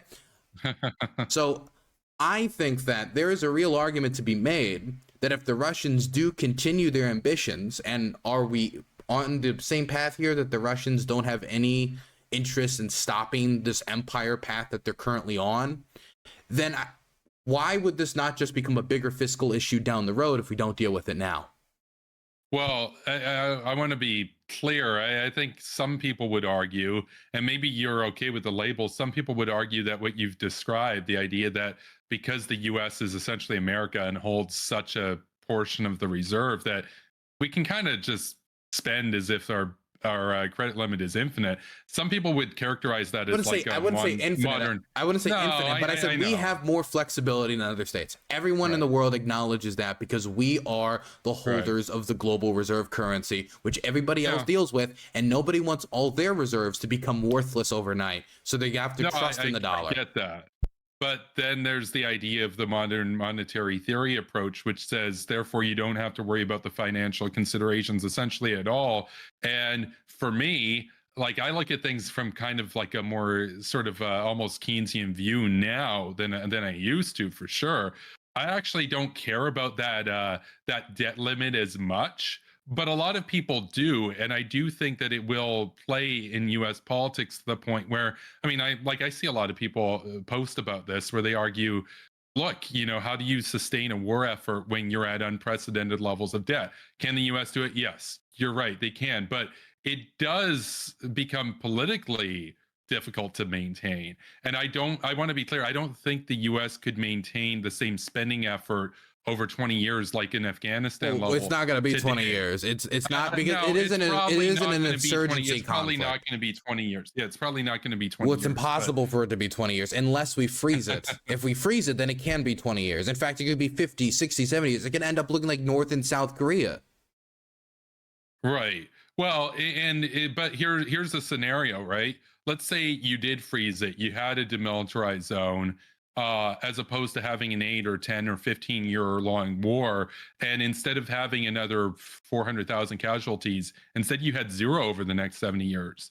Might that actually be a better status quo? Well, I'm just throwing that out there. I'm not saying that. We do know that's not possible. I'm not saying that. Because I'm just saying, we've seen how the Russians behave in occupied territory. Another story broke like 5 days ago of a family of 9 all being shot by Russian soldiers in their homes because they didn't want to give up their home to be used by the Russian soldiers as an operating base. They said, no, this is our home. We've lived here forever. And then they went and they shot the men, the women, and the children, age 5 and 8. So I have no reason to believe, if that's how the Russian soldiers are operating now, with literal rapists and murderers that they've taken out of prison to staff their military units, that the violence is necessarily going to stop. When people talk about a peace deal, right? Yeah. If we allow the Russians to hold on to the territory that they have now, that peace deal will be through the formal military formations of the Ukrainian armed forces or the Russian armed forces, not between the Ukrainian people and the occupiers. There will be Ukrainian nationalists who look at this shit and say, I can't believe these Western liberal degenerates sold out our country once again. We're going to go out there into the woods and we're going to start planting car bombs. We're going to start doing this. We're going to start doing that. I don't even necessarily think that a peace deal that is unjust could necessarily guarantee to even be led to peace. It could just look like the Irish Troubles for 30, 40 years. Well, and that's a risk too. What I'm kind of getting at here, and what my sort of argumentation is drawing around, is just to bring up the potential costs and downside of continuing the conflict that don't often get discussed. Normally, it's kind of phrased in the way of, well, Ukraine can get everything back. Ukraine's a good guy. Ukraine has to get everything back. Crimea is Ukraine, etc. It's like, okay, but what happens if this war does go on for 3 more years and Ukraine has less ground than it does today? At some point, my point is that Why, at some let me point ask you a there's question. going. Why My point is that would at some point there will have to be a negotiation. The question is, what's the most favorable time to do it on? And I would posit now before the Western powers pull a substantial portion of their support for political reasons. wouldn't the smart thing to do, if we know, both you and me know, that we could put our pedal to the metal if we really wanted to in the United States, and that Europe, and we know that American production is increasing. Next year it should be about 800,000 shells a year, which, I mean, yeah, it's way low. I mean, it's really low. Like for America, you would hope that would be higher. So you said the Russians had 750,000 a year. no, well, the Russians are at about 750,000 was what I saw from Covert Cabal, who did some, he does some videos and stuff on that. You probably got better sourcing than I do, though. So, but America, I just like my view generally is that like Canada should be at 1 million a year. Like America should be way higher than that. So, I mean, like if I like Canada should be at 1 million 155 millimeter shells a year. Well, I think that Canada, look, I made this a little bit controversial. I think the best thing that we could do to get out of our economic crisis right now is just put the country to work and have 1 million soldiers and build the cities of the future, build the housing in the future, and rebuild our country into something great. And we could use the army to do it and have the advantage of, if anybody ever tries to mess with us for our resources, hey, we got 1 million troops ready to go. We can use them as builders in the meantime, though. So, that's kind of where I'm at. we have a different economic model, I would say. We have a different economic model. But my point, it's not working out for my a lot point of people is, right now, well, I don't. Well, okay. Where is the economic model you propose working out for people? Where is it working out for people? Yeah, I mean, as a percentage, Well, Canada has a population of how much? Well, it's over 40 million now, and we do not have enough. We do not have enough housing to accommodate. Yeah, I feel like we're gonna get off track here if we. Yeah, no, I don't want to get off track. I was just bringing up the point that if we had a more Keynesian approach to a military economy, that would have side effects on the economy that would get us out of the rut we're in right now. And it's been proven to work when the US did that during World War II. I'm not, look, maybe this is a little bit of a hot take. I don't think you need a war with people dying to invest in your security. And I think that there are run-on benefit effects, even if we never used it for war. So, ideally, we'd never have to use it for war. We could use it for all the other positive benefits to enrich our country and our people, essentially, and then bolster our security. So my belief is that if we were to go from 3% of Pentagon spending to 5%, or by God, 6% of Pentagon spending, the Ukrainian military, we would see it continue to transform in the amount of firepower and just output it could put. And that's 6% of Pentagon spending, right? While the Russians are going to 6 to 7 to 8% of GDP if this was to really go into the long run. Right. With also a massive reduction in government revenues, over 50% reduction in government revenues. Yeah. And if the West really wanted to, we could get more aggressive on sanctions. This thing you said earlier, it got under my skin a little bit. You said that we've implemented the sanctions and Russia hasn't collapsed. I don't remember any meeting where we all got together or anyone got together and said, these are the sanctions that are going to make Russia collapse. As far as I was aware, these are the sanctions that are going to strain the Russian war machine. These are the sanctions that are going to punish the Russian economy. These are sanctions that are going to do this. It was part of a more of a broader strategy of countering the Russian invasion. It was never, this is the sanction that's going to make the ruble called the gable, and it's never going to, and no one's going to use it because it's stupid. Yeah. It was always meant to counter the Russian economy's ability to support the war effort. And I would say it did help in compromising the Russian economy, even if it didn't go as far as we wanted to have gone. And I would say that means we should get more aggressive in making sure that companies abide by sanctions policies. And we should target, for example, the microchips that are still making its way from Western countries into Russia to support its drone manufacturing. I did want to counter that because, I would assume that you don't legitimately think that when we implemented these sanctions that the intention was to just make Russia collapse. Well, I don't think a lot of the politicians that passed the sanctions thought that would be what would happen. But There's definitely this sort of neoliberal attitude of we just sanction them and then they fall into submission, and that's not what happened. Look, I do want to get to a point just before we move on, because I think it's important.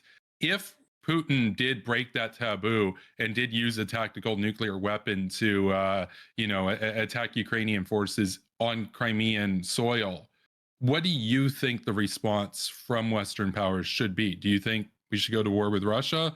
Do you think there should be stronger sanctions? I don't think we should go to war with Russia. Think? I think the first thing we do is call up the Chinese, call up the Indians, and be like, I don't know if it's Trump in office or if it's Biden's in office. If it's Biden, it's like, we gotta stop this radioactive malarkey, man. If it's Trump, it'll be like, man, he's trying to show he has a big penis. It's really good. Whatever it is, right? You go and you talk to not only your allies, but also to your geopolitical foes, if you want to call them that, to other geopolitical powers, and you emphasize to them what this means for the world. You emphasize to them what this means for them. Hey, look, we disagree about North Korea, but we both agree that if the North Koreans were to get an idea from this, that they could use nuclear weapons seriously on the battlefield, you've had problems with keeping them on a leash before. This could give them the worst message imaginable. If there was to be a war, say one day between either of us using a nuclear weapon would be devastating for the world, for ecological health, for a million different reasons. You go to the Pakistanis, you could make the same argument. Go to the Indians, you make the same argument. Once you've made that argument, once you've got these people either on your side or even if they're not on your side, against the changing of this global standard, it'll be much easier to pressure the Russians economically, where you could get the maybe not even get the Chinese to agree on stopping all Russian energy exports, just get them to agree to the price cap that will horribly hurt the Russian natural gas industry. That'll hurt Russian revenues. That's one step. That's the economic approach. When it comes to the military approach, what we do, there has to be a signal sent that this is not acceptable, and this will get a repercussion from the United States. Whether this means some sort of large-scale cyber attack, whether this means some sort of strike on the forces that conducted it, for example, an American drone strike on the force that actually deployed the tactical nuclear weapon, there has to be something. But it needs to be drawn back. There it is. There needs to be drawn back. Dylan. Let me finish my statement. And by the way, Kevin, you told me when we debated nuclear policy before that we should bomb North Korean nuclear stockpiles. Okay. Well, that's not my current stance. Just okay. So you've changed. You debated me in 2020 or something. So you've changed that position now. You no longer support bombing the North Koreans. If you want to lose Miami, sure, go for it. Okay, so you've changed your policy. But my stance is, if the Russians use a nuclear weapon, there has to be some sort of consequence. And a drone strike on one unit that conducted it in the first place, I don't think would send the signal of World War III has begun. It would send the signal of we will do not allow this behavior. And it doesn't even have to be, by the way, it doesn't even have to be, it could be even more reserved than that. It could be a strike on, for example, Russian mercenaries in Syria, or it could be a strike on something. There has to be some signal. Right. I think the most direct signal would be striking the people who engage in the nuclear terrorism in Ukraine. And if not that policy, then the response should be, we're going to double aid to Ukraine. Well, that's more reasonable. I would say, the first couple minutes of your answer there, I was like, oh, I hope you're president if that ever happens, because that would not get us vaporized. But then, striking the unit, that could be seen as a potential first round of a full-on invasion. Even if we don't strike the unit, though, there has to be some fear. There has to be a fear. There has to be a fear with using this weapon. But Dylan, you have to know that Russia has an incentive to fire. If they think that they're going to get invaded, they have an incentive to fire their nukes first rather than wait for America to fire theirs. So if they think that this is the early stages of a single drone strike in Crimea will send the signal to the Russians that we're about to land troops in fucking Vladivostok? Well, no, I think a single drone would probably get shot down, but you get what I'm saying. If you did like a few aircraft going in there, you know what I'm saying? We don't know, but it would have to be more than one, and it would look to them like the opening shots of a potential invasion on what. Well, okay, you're saying shots. It's opening shot.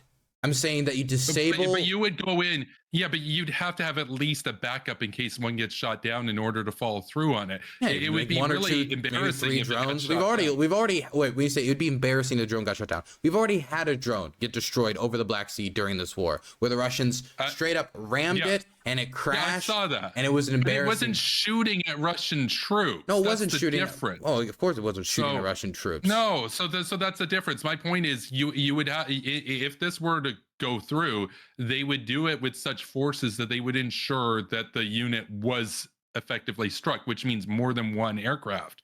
That could be interpreted. I'm not saying it would be interpreted. I'm not saying it makes sense to interpret it that way, but in that tension, that heat, it could be interpreted as the opening shots of a global thermonuclear war, in which case Russia has every incentive to fire their nukes first before America hits their silos. They know that. We know that. You're playing with fire essentially. So if you do the sanctions, you attack the Chinese, do all that stuff. Okay, I don't like the framing you're doing here. I feel the framing here is a little strange. I don't like the idea of I don't US like your and Russian framing. troops shooting at each other. I don't like the really framing you're doing here. Russia, you've already laid out a scenario where we're in a very dangerous situation. And so no matter what we do, for example, if our announcement was we're going to double aid to Ukraine, that could possibly end with the Russians being like, fuck, that wasn't the intention. And then they fire 10, just hoping maybe that time this will be no matter what my response I say to you could be, we're already in dangerous territory here. You agree, right? And so I'm just trying to find. But I don't think calling the Chinese is going to start a nuclear war. I do think. But of course, but wait. We can't just call if they use a nuclear weapons. We can't just call the Chinese. We can't just call a few people and we all get together and we go like, that's very bad. We're changing the global standard for how nuclear weapons are used on the battlefield. If the Russians get away with it and they win after doing that, what's the message that's sent? What's the message that's sent to Kim Jong-un? What's the message that's sent to anybody with revanchist territorial claims? Yeah, I don't actually think that message, look, maybe this is a hot take. I don't think that message will make much of a difference for how North Korea or China operate. I think China will eventually go in for Taiwan, and I think that's why Joe Biden, look, I don't want to get off topic, but you brought up Taiwan earlier. I think that's why Biden's had the prudence to invigorate semiconductor manufacturing in Texas, because he knows that eventually, they're going to get blockaded. And are we going to fire on Chinese ships? Well, they might get blockaded. Either way, it's good to have that type of a short supply line with something that's that's so important for our national economy and security. Point is though, but let's by the way, I threw that out there to kind of. I want to talk about my. Yeah, but I disagree with you on the Taiwan issue too. So you disagree with supporting Taiwan? I don't think the United States, if the plan, what has happened to you? Taiwan, what the fuck happened, Kevin? If the plan blockaded Taiwan, I don't think Biden's sinking Chinese ships. That's why he's doing everything he can seems like you're avoiding America independent of Taiwanese production, because he knows it may or may not be there in the future. I think that's called. Do you think we should? Do you think we should ram the Chinese ships? Ram the blockade? I'm not interested in dying in a nuclear war over Taiwan. So no. Okay, so you have gone from the most hawkish man possible to like honestly slightly dovish on China. When did I advocate for going to war with China though? I never said going to war with China. Okay, let's not get back off the fucking Taiwan. We're gonna, because I'm like a war with China. My image of you is just completely transformed, man. 90 to 100 million people is the estimate if there was a full exchange. Mr. Mearsheimer, let's get back to Ukraine. Okay. So my main response would be, and the drone strike on the unit that fired would be like my top. It would be the furthest I could even possibly imagine myself going. Let me throw that out there. So that's more hawkish than me, just so we're clear. Okay, because I care very much about nuclear arms control, and I care very much about sending that message. Part of the reason why I'm so fervent in supporting Ukraine is because I think if the message is sent, give up your nukes, get invaded, I think that's not a good message for the nuclear arms control community.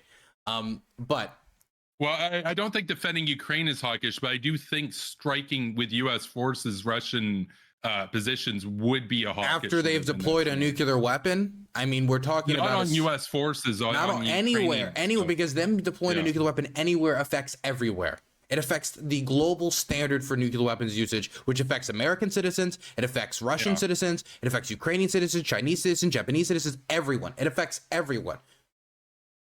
But my point was, you're upholding a taboo if you respond to it, but that's not going to stop China from taking Taiwan. They're going to do that whether you respond or not. I thought we were That's going just back to what they're Ukraine. gonna We're going to go back to Taiwan. Oh no, but you were talking about the global implications. So the global, well, it would be worse if the Chinese used a nuke while invading Taiwan, right?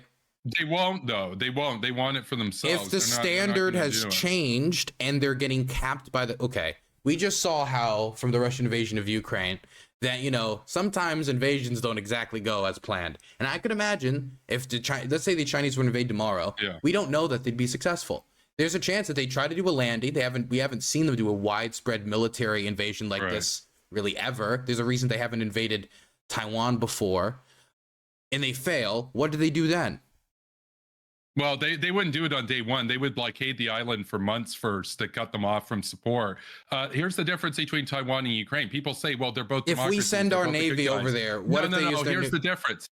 Here's the difference. With Ukraine, you can resupply anything through friendly land countries over rail. Good luck doing that in Taiwan. They can just blockade it. That's why you would need. That's part of the reason why we do freedom of navigation operations. But we do need to keep an open waterway to Taiwan if we're going to support it. Sorry, we're getting so off topic. We're getting so off topic. Yeah, and we can call their bluff as well. Anyway. Yeah, and that's where it gets dangerous. Yeah, that's why it's a geopolitical issue. That's why we should try to avoid. That's why we should try to avoid a war in the first place. That's why we should try to keep Taiwan strong enough that it dissuades the Chinese from invading.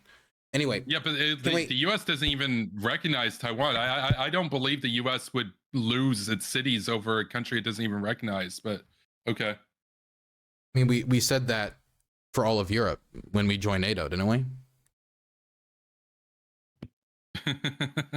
No, yeah, I'm saying that. And I would say for our global, for our economy, the microchips that Taiwan produces is a lot more helpful than the economic contributions of Belgium to the United States currently. Yes, and that's why Biden's bringing the manufacturing to America, because he knows that's not necessarily. Yeah, but currently we don't have that manufacturing, do we? And it would still be devastating. And even if we had the manufacturing, the loss of Taiwan as a contributor to the global microchip market would still be a massive impact, not only for our prices, but for everyone's prices. No, I agree, and that's why I've said before, I think it's embarrassing we don't produce our own in Canada. I think we're vulnerable.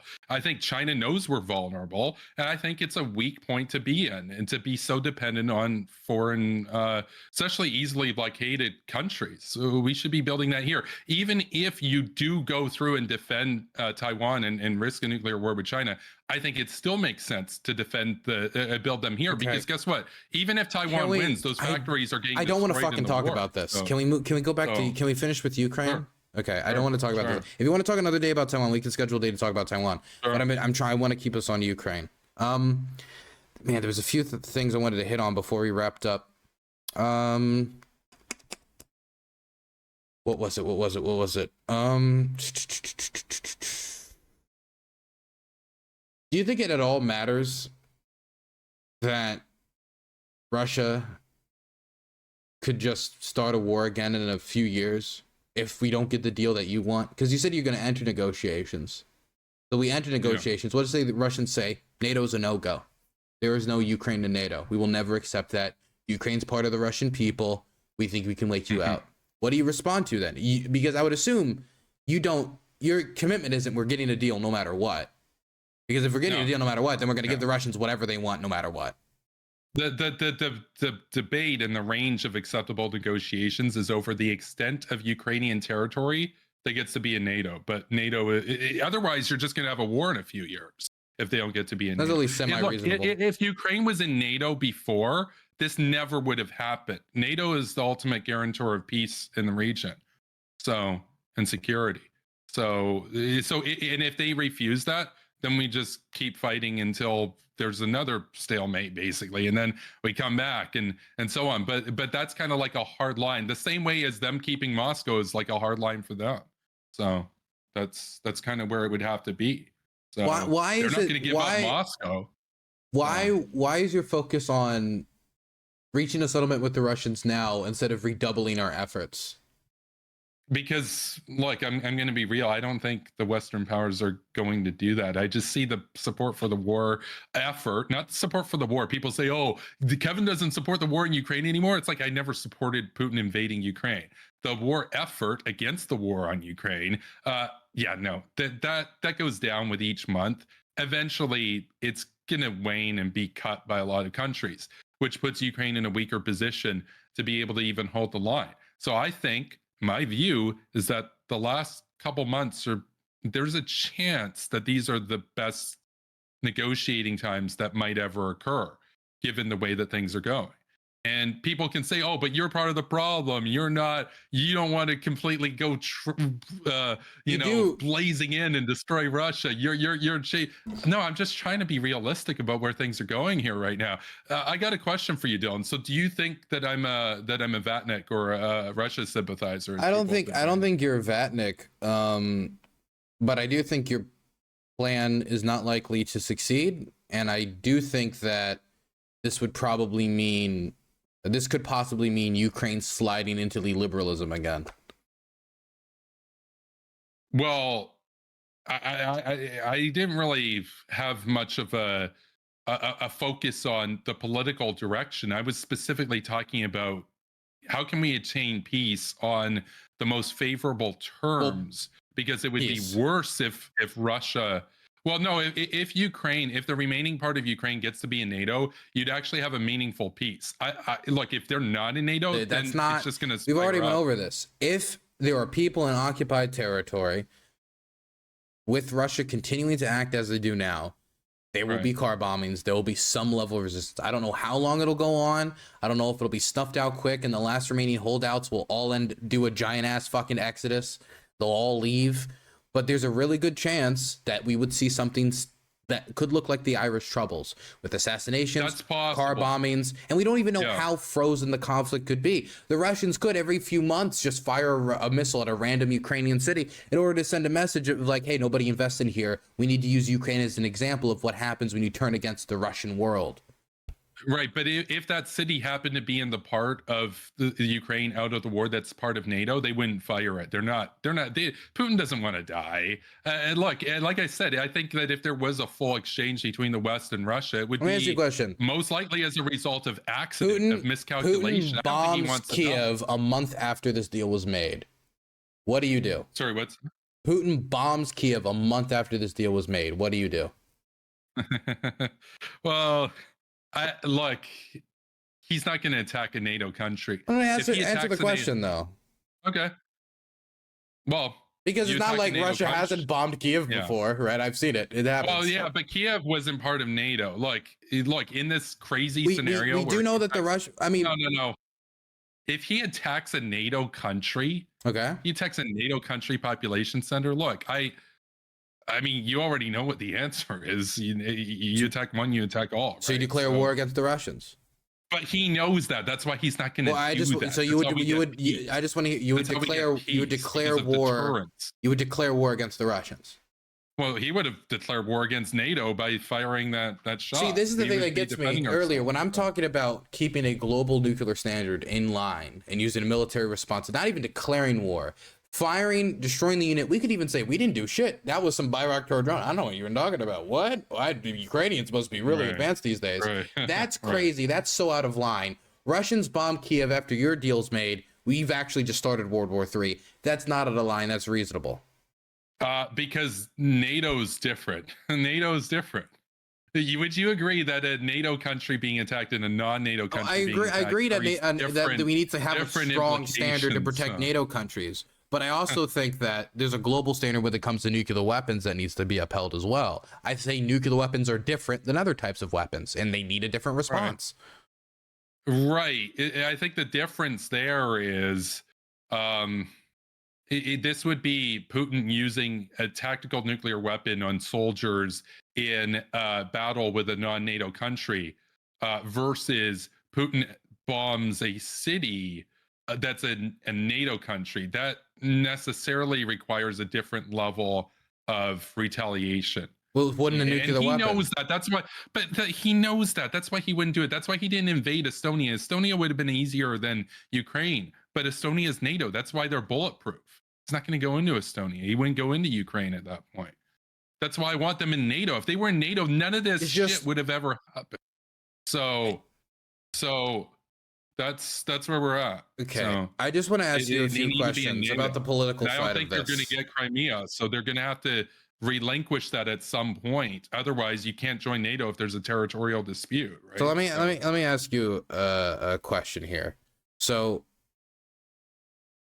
if the 1 second, I had it and then I lost it. What was it?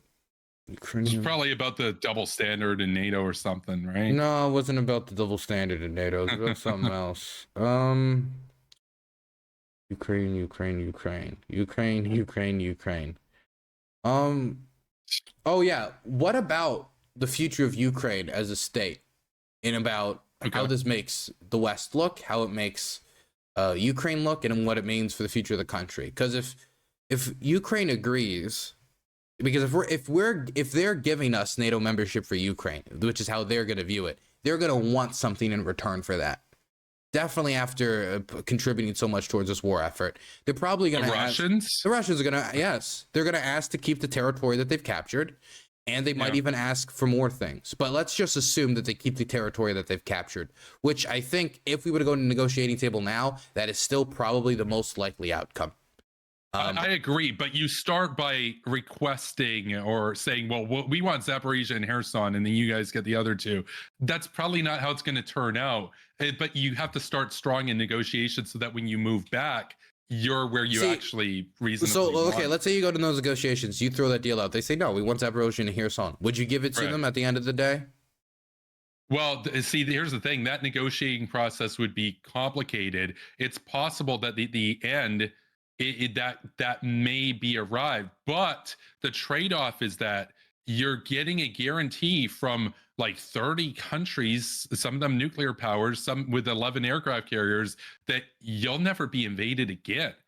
Look, there's some value in that. If you can evacuate your people, if you have a humanitarian clause in there that says everybody can leave and go past the wall into Ukrainian territory, and everybody who wants to stay stays behind enemy lines, and we have like some window of opportunity that's agreed on where people can pick which side they want to be on, and the Russians honor that, then the status quo that we would come out afterwards is a Ukraine that was bulletproof, where this could never happen again, and where Putin would know it and everybody would know it, and we would have a meaningful peace in Europe going forward. Assuming NATO stick to its commitments. Well, but NATO, here's the thing: if NATO doesn't defend a NATO country, we know that Russia wants to break up NATO. We know that Russia wants to break up NATO. We know that Russia has been pursuing that goal for a while. We know that they want, at least at the very least, the Eastern European states to leave NATO or the prospect of it going away. And I just know that once this deal is made, that it's not like they just drop that goal. They're going to still pursue that goal. I get that. They might not even agree to those terms, in which case, yeah, you keep fighting, but at least you tried, is kind of the point. I'm not against trying negotiations. I would not give them nearly as much as you would. But I want to throw this to you. Ukraine loses 80% of its territorial waters. 80%. It loses 80% of its coastline, loses 20% of its country, including much of its country which is grain producing, including much of its country which produces watermelons and agricultural products, including much of its coal production, steel production, when we're talking about Donetsk and Luhansk. And so it loses 20% of its country, a large part of its coastline. How do you think domestic Ukrainian politics is going to react to that situation, especially if it's the Kevin Castley plan and we find out that it was the United States, Canada, and all these other countries that pressured Ukraine to give up that territory? What are they going to think of liberal democracy? What are they going to think of NATO? What are they going to think of the West? And how are they going to react when these are the people that did Euromaidan? These are the people who did the Orange Revolution. How do we not know that all we're going to do is change the Ukrainian political battle from the front line to an internal battle between the nationalists who are coming back from the front line, angry that their country has just been signed away by traitors in the back, wherever you heard that before, and a government which is trying to justify giving away 20% of the country for NATO membership, assuming that they'd accept such a thing, the Russians. Well, this is kind of like an extreme scenario where you start seeing like terror groups and stuff sprout up. I still think fewer people would die if there was a trouble scenario between non-governmental actors and stuff than would die if the war continues. I still think only how you judge whether something like is just death? There's other things outside, like how much does freedom matter to you as a concept when it comes to like balancing what you're willing to sacrifice for freedom? Well, the Ukraine that would come out of this, it would be up for them to determine what political system they want, but they have a democracy. So presumably they would keep their democracy. They'd still be a free country. So, and they'd be in I assume they would, but losing wars can cause political instability. We saw that in Argentina after the Falklands crisis, right? If the people believe, Zelensky's popularity before the war was like 34%. Right. Yeah. It was going down. People was like, oh, this upstart comedian he's not really bringing about the changes that we elected him on. We wanted anti-oligarch. He hasn't gone enough against the corruption. The reason people love him now is because he's been a good uniting figure. He has rallied international support for Ukraine, and he's been a generally good wartime leader. That's the reason he has support. Yeah. And so when that guy then says we're giving up 20% of the territory, and it is ever found out that the reason that happened was because Ukraine's Western allies made him do it, saying that we were going to end all support unless you do it, and he makes some calculation, he comes to the conclusion that they can't win without that support. What is that going to create to the domestic political situation in Ukraine? I'm asking it because I don't generally know. I already know economically the country is going to be devastated, especially the farmers that rely upon, for example, waterways to transport their grain. Right. It's 10 times more expensive to transport their grain by rail. It's going to be more expensive for any of the watermelon farmers to transport any of their products by rail. It's going to be devastating for any of the communities that have been displaced and have lost all of their property, have lost everything. They could be completely economically destitute. We're talking about a very dangerous political situation here.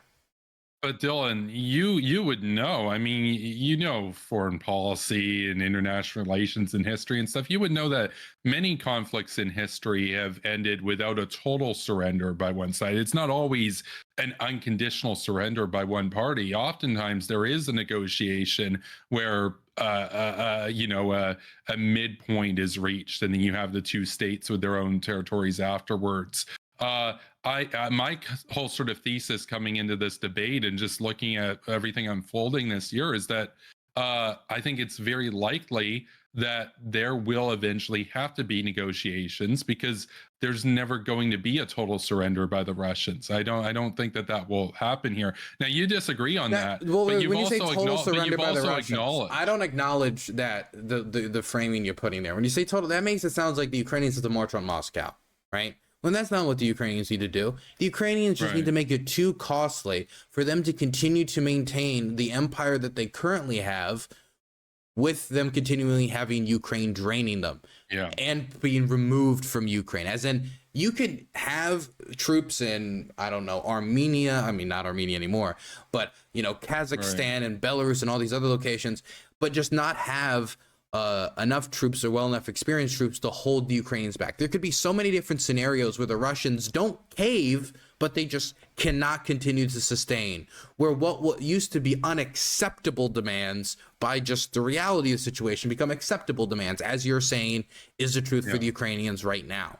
But it can go the other way, where as Western support wanes over the months and years, that the Ukrainians are basically forced to negotiate on worse territory than they are today. So if it just takes this little to get the West to crack, then is the Western order just done already? Because if what we're saying now is 2 years into this war, where the Ukrainians have set back the Russians every single way you could possibly imagine, and your wildest dreams as a foreign observer, and now $75 billion in, Russians have spent like half their armor reserves.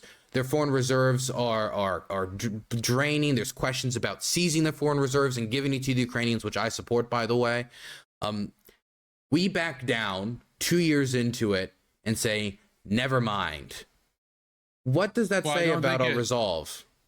But I don't think it would just be all the aids just cut overnight. I think it's a slow drawdown. I mean, Biden's basically kind of admitted that, yeah, at some point this is going to have to stop. So let's do a big deal to try to get them a lot to see them through, one for the road sort of thing. I think that it's the case that if Russia and their resuppliers in North Korea are able to just keep pushing, I think it's very possible that they come away with just more territory than they have now. I just can't see accepting anything. But anything outside of 2022 lines. But you're looking at it from like a purely. I'm not just looking at it from a purely moral line. If the Russians get any land, they're going to advertise it as a victory, and they're going to try to build upon it. Yeah, they're going to try to build upon it, and the thing is, eventually in that scenario, then the Ukrainians are the ones to sue for peace, is what eventually happens, to try to stop the bloodletting, essentially, of losing more and more ground. And then the Russians will demand even more as the actual lines. And so your question about, well, if this is all it takes, we haven't really seen like Russia invade like the Western order to this kind of extent, though, is the thing, because we're not talking about the Taliban or Al Qaeda or something. We're talking about like a very heavily. I mean, isn't it crazy? We spend power. $8 trillion fighting men in caves, and the majority of the money we spent in Iraq was after the initial invasion. Because the initial, like, taking out Saddam's army was a fucking piece. It was a fucking cakewalk. We did it in 3.5 weeks, right? We can spend $8 trillion fighting men in caves in Fedayeen and like apartment blocks, but we can't spend more than $75 billion pushing back the second most powerful military in the world. I mean, what does that say about American resolve towards its allies and towards its commitments overseas? Well, I think, and maybe this is a little bit of a hot take, I think it speaks to the wisdom of the president of the United States to be more restrained when dealing with a country that could wipe out his country, as opposed to dealing with guys in caves. Was it wrong to support the Mujahideen? No, I think that the support of the Mujahideen made a lot of strategic interest, but it also carried risk, is the thing. And it also did carry risk. And so I think that, why would you support sending weapons to the Mujahideen and seeing that to its fruition? 10 years of bloodletting outside of sending weapons to the Ukrainians. I mean, the Mujahideen, they were not a pro-democracy force. They certainly didn't engage in the same human rights standards that we hold the Ukrainians to. They didn't have the same military capacity as Ukraine. I would say their cause looked a lot more lost when we started sending them weapons than the current Ukrainian cause did. Yeah. So, and I'm not Reagan. I never gave any aid to the Mujahideen. If I was president back then, maybe things would have gone differently. Who knows? But the point is, though, communist Afghanistan. I think there's a little bit of a difference in the strategic importance and the significance of the probability of Russia defending some hold in Afghanistan with nukes versus defending like Crimea with nukes. I think that there's a higher probability here of this turning into a nuclear war than the situation in Afghanistan. But that wasn't zero either. There was risk in that too. There's always going to be risk, as you say, when nuclear powers interact in hostile, proxy wars and stuff. What I'm kind of saying here is, I don't see that redoubling effort that you're talking about. I don't see that coming to pass. Like, you live in the U.S. support for the supply of Ukraine has been going down, and it hasn't been going up. It's not saying we want to do even more. So the reality is, eventually it's going to wane to lower levels. What is the consequence of that for the warfighting capability? I don't think we'll know until the election. I don't think we'll really know about the direction of American support for Ukraine or the political situation surrounding it. Because let's say that even Biden's less than you want, right? I mean, of course, Biden's asking for less than I want, but he's also asking for less than I want with a Republican-controlled House. If that situation changed, if it became a Democrat-controlled House, and the current polling suggests that Democrats are +3 on a generic Democrat versus Republican, even though the House seats that are up for grabs favor the Republicans. That could change the situation. If it's a Democrat-controlled House, Democrat-controlled Senate, and Democrat-controlled presidency, then there's not going to be a question of, oh, do we need to bundle this? Oh, do we need to, get an agreement to bring this to the House floor? Biden bring whatever the fuck he wants to the House floor. And not to mention, is Biden that so-called hawkish though? I don't think he is. He's been very slow, though. He's been slow, but he's made his way closer and closer, whether it be with the F-16s, the training programs, the attack ups, every single way. They take a step, they see if the Russians are going to escalate in some way because of our escalation in sending Western tanks, and we don't really get much of a response outside of like propaganda channels, right? So I think that when Biden pushes here, wisely pushes here, I think him being reserved to some extent, I think his slow response in earlier this year and getting munitions to the Ukrainians did compromise the counteroffensive. But I also want somebody in that position who's considering how the Russians are going to see these attacks, how the Russians are going to see these shipments, how the Russians are going to interpret these shipments. I do want somebody in the White House considering that. Whereas in Trump, I doubt he would consider it. I doubt that's something he would think about. And who knows how somebody like him could react to it. But I do think that there are certain signals that have been sent. Like, for example, we send the ATACMS. That was supposed to be another red line. Nothing happened. Right. We didn't send a 300 kilometer ATACMS, but we sent 165 kilometer cluster munition ATACMS. Yeah. But every single time we cross these supposed red lines, nothing happens. Well, but you're also doing it in a very sort of like trickly way, whereas I would posit to reason that if the U.S. just sent it all at once in the early days of the war, that could actually risk a serious escalation, whereas doing it over a couple of years, well, it hurts the Ukrainian ability to fight in each day. It does lower the chance that Russia responds rashly to any one shipment. I would say that when it comes to sending new weapon systems, trickling it might be the right way to do it. I think they, it still maybe could have been done faster. But when it comes to what was needed for the counteroffensive, like artillery shells and stuff like that, or the tanks that we still have in reserves, like the Abrams stuff, like we could have sent more. Right. We could have sent more, and we could have sent it quicker. Yeah, I don't think the Abrams and even more shells would provoke like a nuclear war or something. I guess my point is just the general direction of the country and the West at large is moving away from support for Ukraine. Everybody knows that. It's a question of how long would that take, but it might take 5 years. Can Russia wait that out? Maybe not. But the thing is, it is. Well, everybody gets wary with war over time, right? So that's not also a one-way phenomenon. This is also going to be true of the Russians as well. Also true of the Russians. Yeah. This is not just an America question. This is also a European question, because I do think when we ask Americans about the war and we give them key pieces of information, their perspectives change. And there's been polling data done on this where if you just say, do you support Ukraine? You get about 50-50 to 55% to say, yeah, sure, I'll support Ukraine vaguely in some way. But when it comes to, do you support Ukraine if you know that the Ukrainians have taken back over 50% of the territory that the Russians captured at the beginning? Do you support Ukraine if you know that Russia has lost 50% of its armor reserves? We see 15 to 20 point jumps in Democrats, independents, and the largest jump was among Republicans. It was like 19 to 20 points. And so when Americans are given key facts about the war, it seems that they seem to be more in support in supporting the Ukrainian resistance. I think a lot of this is a problem with messaging, the amount of disinformation that is online, the amount that the Russians have tried to take advantage of that and spread their own disinformation, prop up their own propagandists, like, for example, fucking morons like Jackson Hinkle. And so I am of the belief that if we really did a full court press, I think we could keep support for Ukraine stable for at least a long enough to give the Ukrainians a good enough shake at it. Yeah, and even if not, we have maintained wars without broad-scale American support for years upon years upon years with very little repercussions.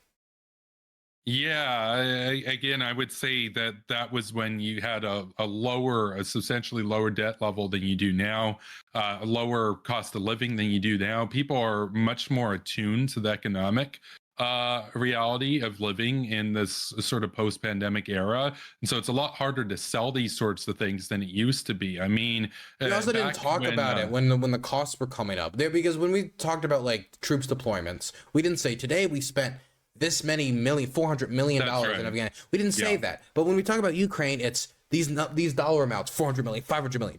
They get thrown about so often, but there's also no frame of reference. There's no frame of reference for people to understand what these numbers actually mean. I know, but you kind of have to, because if you sent troops, then we'd be in World War III is the thing. I'm not saying we need to sending troops. I'm saying we need to change the way we discuss aid. Because I feel a lot of people genuinely believe that the reason that they don't have health care, or the reason that their groceries are expensive, is because we sent Ukraine artillery shells. There are people who genuinely believe that, which is fucking stupid. It doesn't even make sense. Number one, you live in a democracy, though, right? I know we live in a democracy. Vote. That's the problem. But so here's the question, Kevin: do we advocate for the policies that we know are going to help make a more stable Europe, a more stable Euro-Atlantic alliance, and a stronger general union with the United States and with, I would assume, Canada as well? Or we're going to support the policies that are going to uphold the agreements that we committed to after the Soviet Union collapsed, like the Budapest Memorandum? Or are we going to continue to support the struggle for democracy, both ideologically, which many people don't believe that America even actually gives a fuck about? They just think it as like evil empire for the many of the horrible things that it's done when it has compromised on these principles. Are we going to pursue that because it's the right thing to do? Or are we going to cave on it because people are getting very popular Truth Social posts and social media posts on X, formerly known as Twitter, where they're saying all the money's being money laundered to Zelensky's cocaine habit? Oh, do we need to treat that like it's a serious position? Do we need to treat that like it's respectable? Do we need to treat it like it's... But that's kind of in some ways, though, the irony of advocating for democratic order is that in a democracy, stupid people get a vote. Stupid people do get a vote, but you're seceding to the stupidity when the debate hasn't even ended. No, I'm not seceding anything. I'm acknowledging that. Look, would you say, Dylan, that if you knew that Donald Trump was going to win in 2024, that it was clear he was going to win? I know Biden's favorable to win, but let's just say in this scenario, Trump pulls it off like he did in 2016, and he's president again. Would you say, oops, maybe we should have negotiated back when Biden was in charge, because now Ukraine stands to lose a lot because Trump's not going to keep up the war support maybe to anywhere near the extent. We don't know, but the general resistance, like the resistance lib narrative, is that he'll just pull all support overnight. I don't think he would do that, but I think you and I would both that's the way he sells it. He would. Yeah, I don't think he would, though. He also said that he would build a wall, and he didn't build a wall. So I don't think he just does whatever he says. He never kept many of his promises. But I think you and I would probably both agree, though, that between Joe Biden and Donald Trump, Joe Biden being president is better for the resupply than Donald Trump, all else equal. Would you agree with that? I do think Biden is better. It's part of the reason why I think Biden should win in 2024. Okay. But what if Trump wins? What if Trump wins? I mean, it's a wild card. It's hard to say, but I think it'd be more likely. It's like a 45% chance that it could happen. Well, no, I'm saying it's a wild card if he's president, what he does. Right. Because the problem with Trump is whoever whispers in his ear the last is a lot of times the policy that he follows. And he can flip overnight depending on what the media says, depending on what he hears on Fox, depending on what he says online. He doesn't have like a consistent foreign policy belief. We saw what happened in Syria. To flip-flop back and forth. We're pulling out, we're not pulling out, we're pulling out, we're not pulling out. Him deciding to do it in the middle of the night on Twitter. I could see Zelensky calling up and be like, yeah, well, I mean, Putin did call you gay, and I guess, I mean, oh, I'm sorry, did I let that slip? He called me what? And then boom, doubled aid to Ukraine. And I'm saying, I'm being facetious, but we could genuinely have an interaction like that happen. We don't know. Yeah. But I do think aid is more unstable under Trump. Absolutely. And it's more likely that aid ends under Trump. Yeah, I guess that's kind of like where I am in this debate. I'm not so much arguing about what should or normative sort of stuff. I'm kind of arguing like the reality of where politics is going. We don't know that's where politics is going, though. Well, you're a little bit more bullish on the trajectory for Ukraine than I am. I'm more concerned about the potential costs in not suing for peace now, as opposed to you're more focused on the possible gains of continuing. I mean, I'm also focused on the losses that if we enshrine what's happening right now, we're crippling the Ukrainian state, displacing millions of people, and giving the Russians a victory that they're going to trounce around and build upon. And if I'm being frank with you, I don't think there is any scenario where the Russians agree to allow Ukraine in NATO without us pushing them out of the country, or they have to accept it because they're so worn down that they just can't keep fighting. Yeah, I'm not saying like this is a surefire approach. There's a pretty decent chance that the first round of negotiations they refuse it. But then you have to keep fighting at that point. My point is, this is what I would try for. At least try for is what I would prescribe, essentially. And if they say no, what's your strategy then? The Russians? Yeah, if the Russians say no, then you keep fighting. It's just I'm then going to be real. You would have to redouble efforts, wouldn't you? But I don't think that's. I don't think that we're going to. See, this is part of the imperative of why I think it's important to do this. That's why I'm saying we should do it. We should do it, though. But here's the thing: neither of us for it. Neither of us are going to win in 2024. It's not like we're the only ones. Every single Democrat in the House votes in favor of Ukraine aid, from Ilhan Omar, Rashida Tlaib, to Don Crowley, whoever the fuck, Joe Schmo Democrat. All of them are voting for it. You go in the Senate, same thing. You go to the Republican side, half of the Republicans in the House, maybe a little bit less. Yeah. Maybe if it's 20%, that's still enough to pass. Senate, same thing, about 50%, maybe 40% of Republicans. We have the presidency. Yeah. We have that, and we have an idea that we're going to have some percentage of that going into 2024. I don't know why we take it. I don't know why we don't take advantage of it. Gifted 5 tier 1 okay, so if you're asking me what should happen, like let's say we do this, we do the rounds of negotiation, and Russia just straight up absolutely refuses to allow any portion of Ukraine that comes out of this to be in NATO, then you continue supplying them. In fact, I would increase the support right now with the condition that we move towards a negotiation, essentially. But I don't think, even if I was president of the United States, what am I going to get? 4 years? The war could very well go on longer than that. So I'd be very real with Zelensky and say, hey, look, eventually this is going to stop. So, we kind of need to have some negotiation. We're going to push for you to be in NATO. And if Russia just straight up refuses any of that, and they very well might, well, at least you tried. But imagine it worked. Imagine you could save a difference of like 400,000 lives over the next 6 or 8 years. Wouldn't that make you one of the most important people in modern history at that point? If you could do that, you could make that work. I mean, yeah, or you end up being Neville Chamberlain, right? I mean, if what we get, you do acknowledge that, right? NATO. But they're not going to invade NATO. That assumes they. I can see it from a million miles away. What's going to happen? Okay, we're sit down.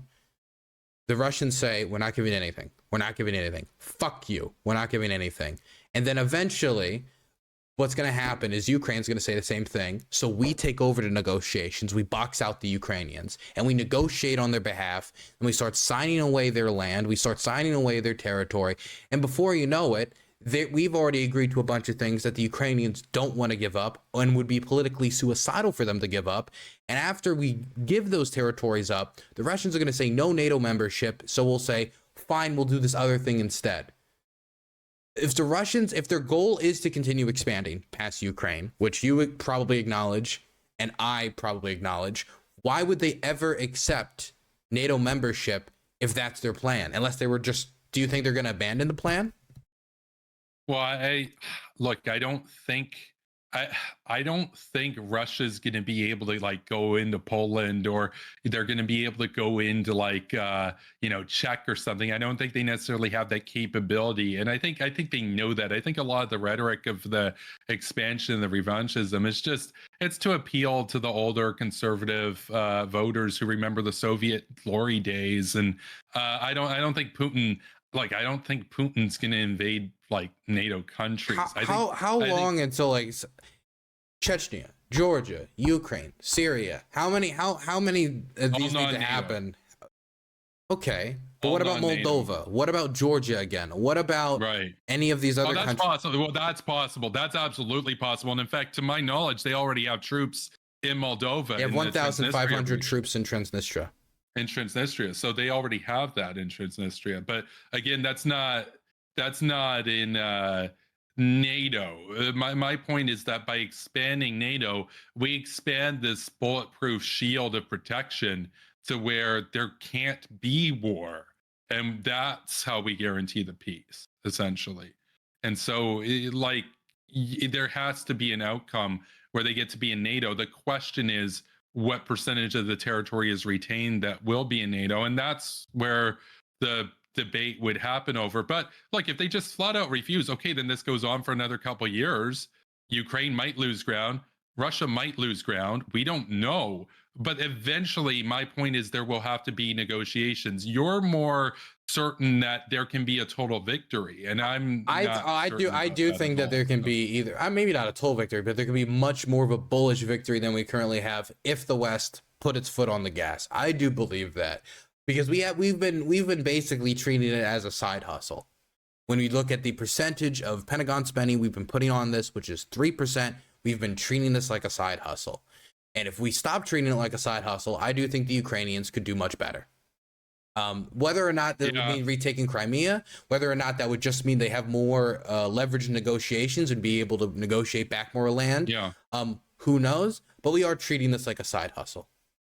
Well, I'm not opposed to, I want to be clear, I'm not opposed to increasing the aid. And one of my points is that, let's say we gave 4 times the current military aid level, would they be able to do a lot more on the battlefield? Yes, but you also have to consider troop numbers, and they don't have the troop numbers, in my view, to have a good shot at Crimea. And the only way you account for that is to send more troops over, but we're not going to do that. So all you're doing is making each of their current level troops more effective, but that only goes so far. And unless they have like 1 million extra troops or something, or 500,000 extra troops, they're not going to change that balance. They need, wait, they would normally need a 3-to-1. They're going to need like a 5-to-1 advantage in that area, and that to have a good shot at taking Crimea.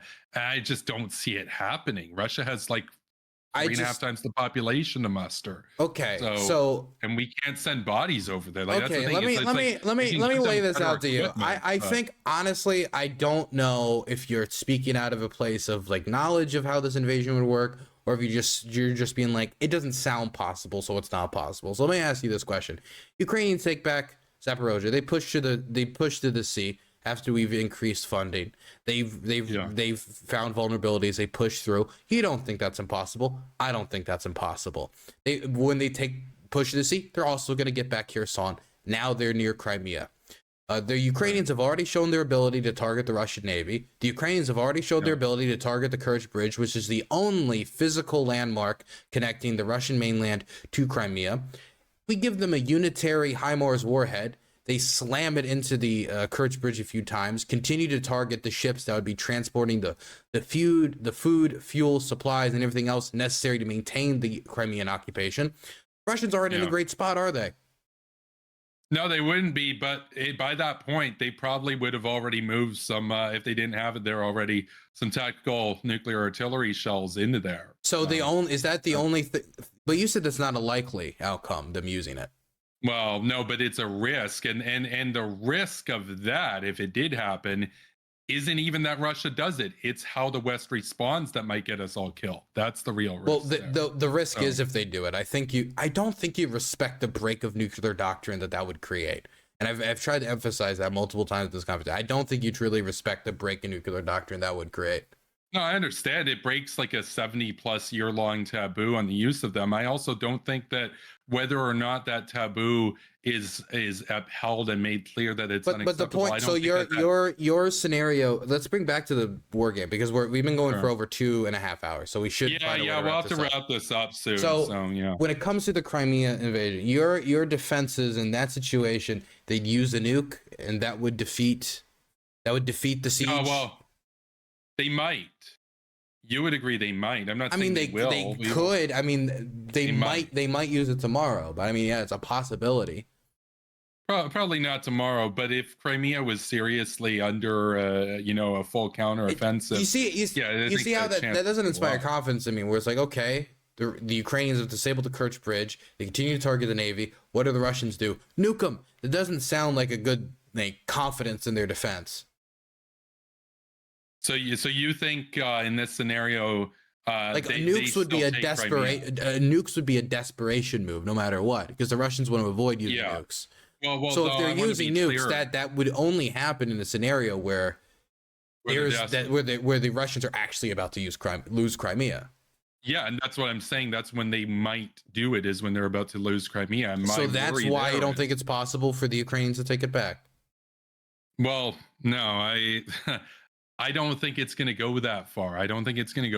But if it did, the bigger worry there isn't that they use it and kill a few hundred people. It's that the West responds rashly and gets us into a nuclear war that, according to the Pentagon, even the first month of which would see over 100 million people killed on the Russian side and the West side. So, and we had a question about, is this worth that? Is that worth that? Is 100 million people on 3 continents worth? I don't think so. So, and that is a question for me to answer, even though I'm not Ukrainian, because I live in one of those countries that would be incinerated in that exchange. So, and I'm not saying that that's going to happen. I'm saying that there's a possibility of it. And I think you need to be a little bit more careful about provoking or giving the optics of a potential, invasion. I mean, you even said one of your responses would be a military strike on Russia. It's like the furthest I could imagine. Yeah, but that's what I'm worried about. I'm not so much worried about Russia using a tactical nuke. I'm worried about it escalating. That's something that is what worries me. That is what worries me. I got that worries you too. The break of the taboo is what worries me. But until I get worries you. See, like the nuclear war is what worries me more. Well, the break of the taboo is going to lead to nuclear war. So is enforcing the taboo if they perceive it as a. I'd rather deal with one crisis than create 20 crises down the road by having 20 Putins who have gotten the idea that all they have to do is nuke the enemy and then they win. But the problem with that is you have to deal with the consequences of what might be a miscalculated response now, where, okay, we prevented 20 Putins, we won the war, but 115 million people are dead, and we can't grow food in Iowa and Dakota anymore because they hit all the silo fields. Well, that assumes we go to nuclear war. That assumes this all. No. But you have to consider this because of course I consider it. But I don't want Western foreign policy to be just completely limp because we're shaking in bunkers. My point is that on weighted probabilities, a large probability of not much happening and a small probability of a full exchange bear roughly equal consideration. Even if it's a very small probability that it leads to that. That's kind of what I'm getting at, is that wouldn't this be a question to ask once we've pushed up to Crimea and the Ukrainians have the opportunity to take it and the Russians are threatening to do it? Isn't this when to ask it, not before we've even taken back Zaporozhia and Kherson and we need to take back these locations? Because what if we go up to Crimea and the rhetoric doesn't change and then nothing happens? Then it would make sense for us to be like, okay, go ahead. Yeah, and that's possible. I also think it's very possible that they never get that far, especially. I mean, maybe they won't, but again, that's why we should support them so they can get that far. Yes, but we also have to be realistic about the discourse, and there's a reason why Russia spends so much on controlling the narrative in the West, because they know that that's how they win. And I've talked about information warfare before, the propaganda war, etc. You can resolve to counter that, but I'm telling you that that's probably a losing battle over the next 5 years, just with the way the trends are going. People are going in a more isolationistic direction, and you can try. Look, I used to kind of push back about that stuff a lot on my channel. I got exhausted. Is that what's happened? You're just becoming more isolationist in nature? I wouldn't say I'm isolationist. No, I'm reluctant with respect to nuclear powers to have a lot of nukes. Russia has a lot of nukes, and I would say, look, I was more hawkish than you in many ways for years. Didn't really change too many minds. You have a much bigger audience. You'll probably have a much better shot at winning people over on the cause of a bolstering and resupply. But I'm just gonna be real. I don't think that's a winning narrative in the long run. I don't think it is. Maybe I'm too cynical. I don't know. I see a potential high point of maximal ground retained on negotiations as in like a 3-month to 6-month window around now, where it makes sense to negotiate. And if the Russians just straight up refuse, okay, at least you tried. So, because I know there were initial negotiations and then things came to light, very horrible things.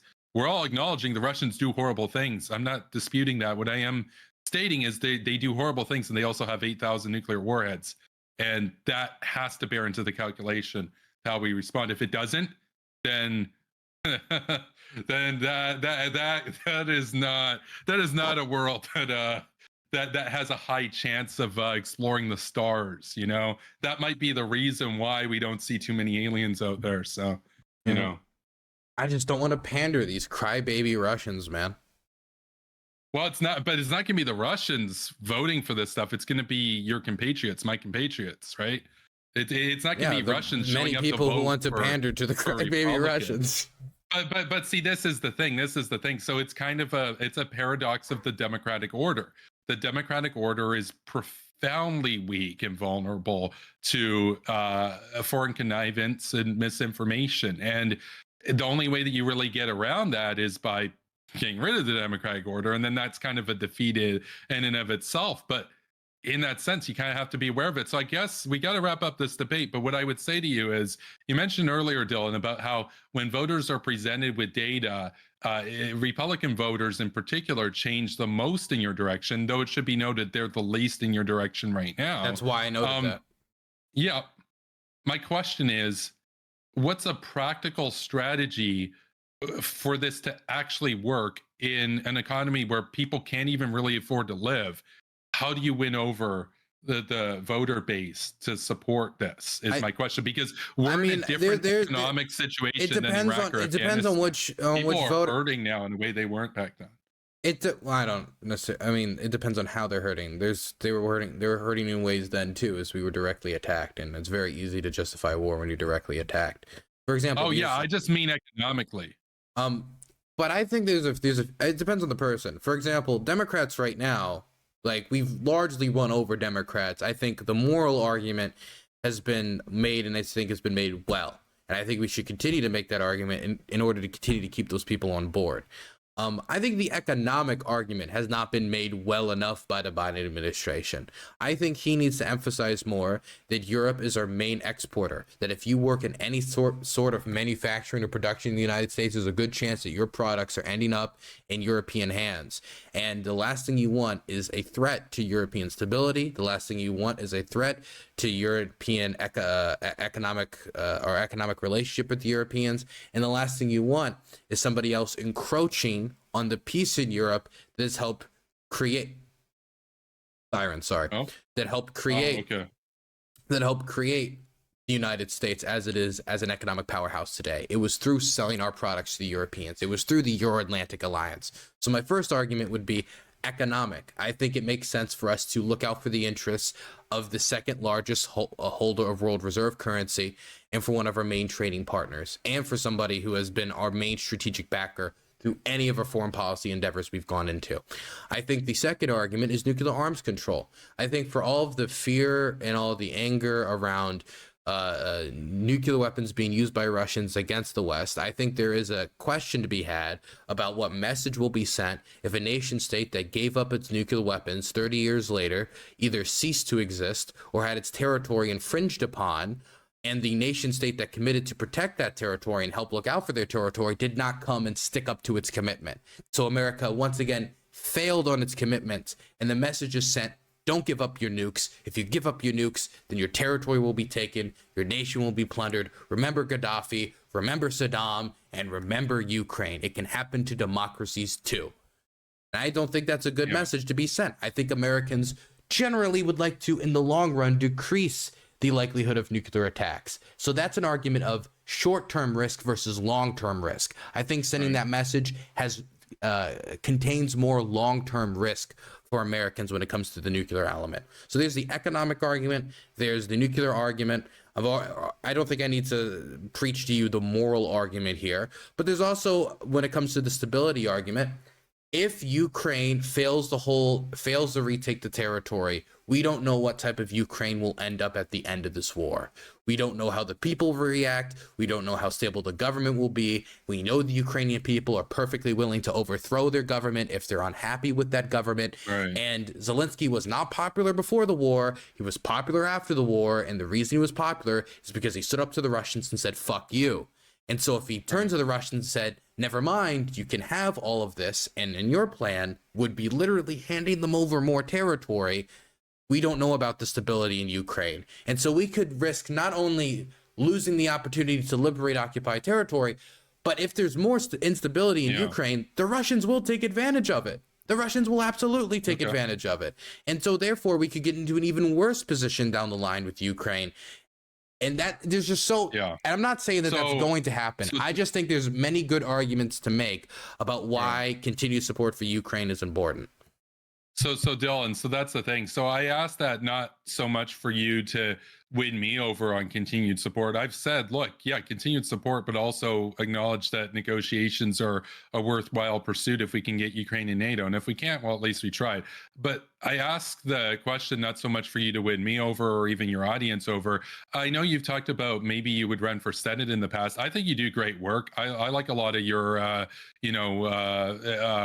politics and whatnot. I'm more progressive now than I used to be. I think you'd make a great senator. But I also would say, if you're going to the American people, maybe it's different in Maryland, but, a typical American Senate or congressional race, and you're arguing and you make the arguments, or somebody makes the arguments that you've made there, a lot of people would say, okay, neocon, you want to send my limited taxpayer dollars overseas. That's what they would say. And so I would say I'm skeptical about that. Less than 1%. Less than 1% of our budget, our federal budget, goes to foreign aid. The amount that Americans think it goes to foreign aid ranges between 20 to 30% from the polling data that I've seen.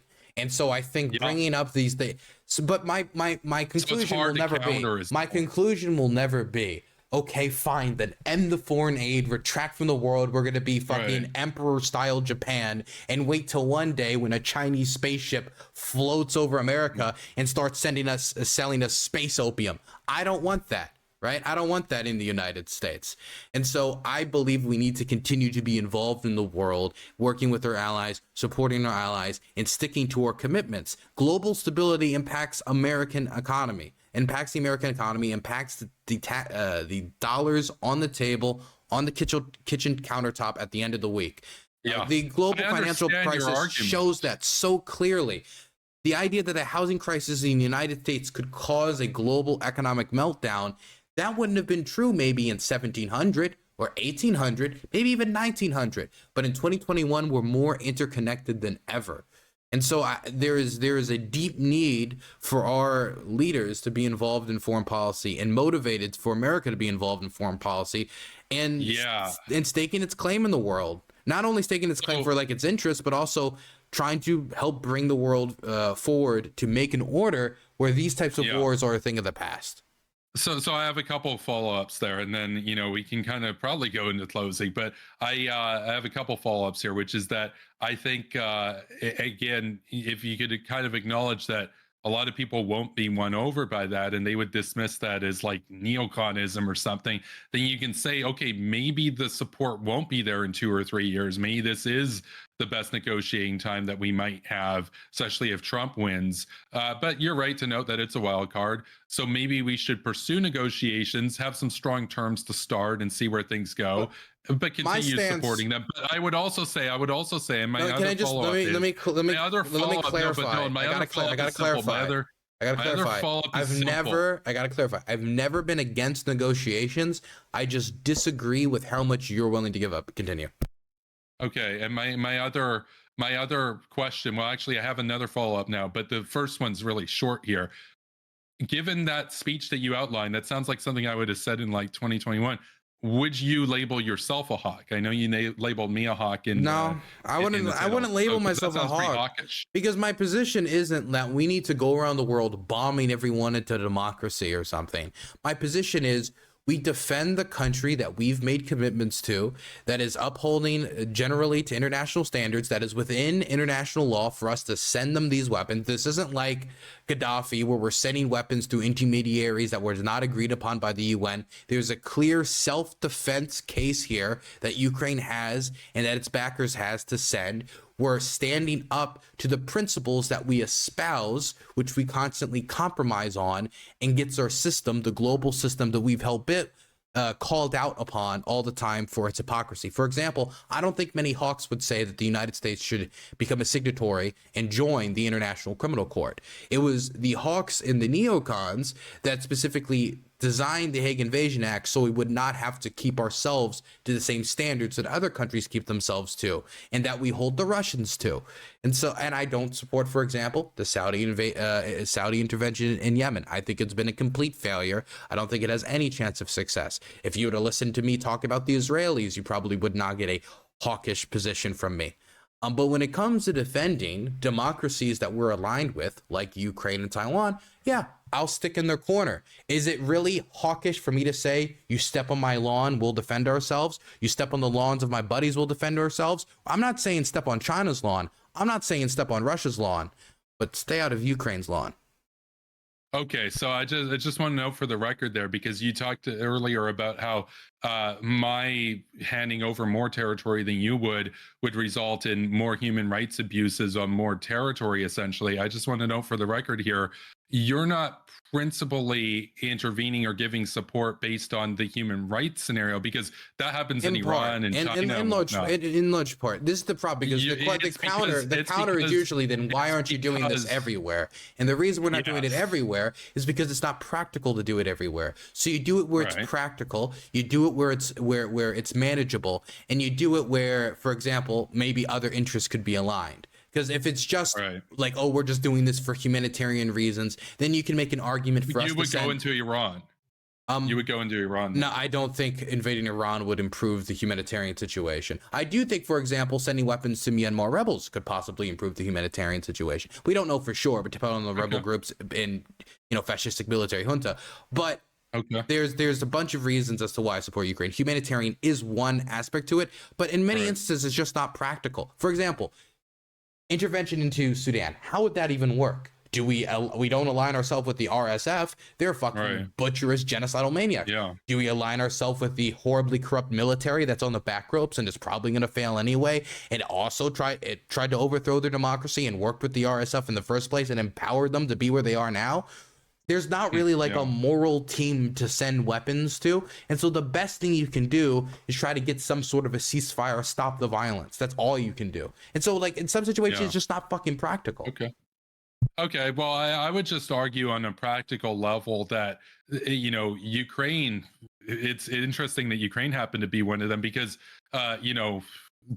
some of the more, once you get closer to the line towards the Russian border, that brings into the practicality of, might we accidentally risk a nuclear war? Actually, I think there's a much lower chance of a nuclear war happening if you intervened in Sudan than, say, if you intervene to support Ukraine. But Ukraine is the defender in this case. It would be offensive in the other. I was just pointing out that I'm not even making this argument per se. I'm just saying that somebody could point out that well, why don't you care about human rights and the people that get rounded up in Tehran or something? Well, I mean, know? I do But care you're about talking it, that- but it's not something I can just bomb away.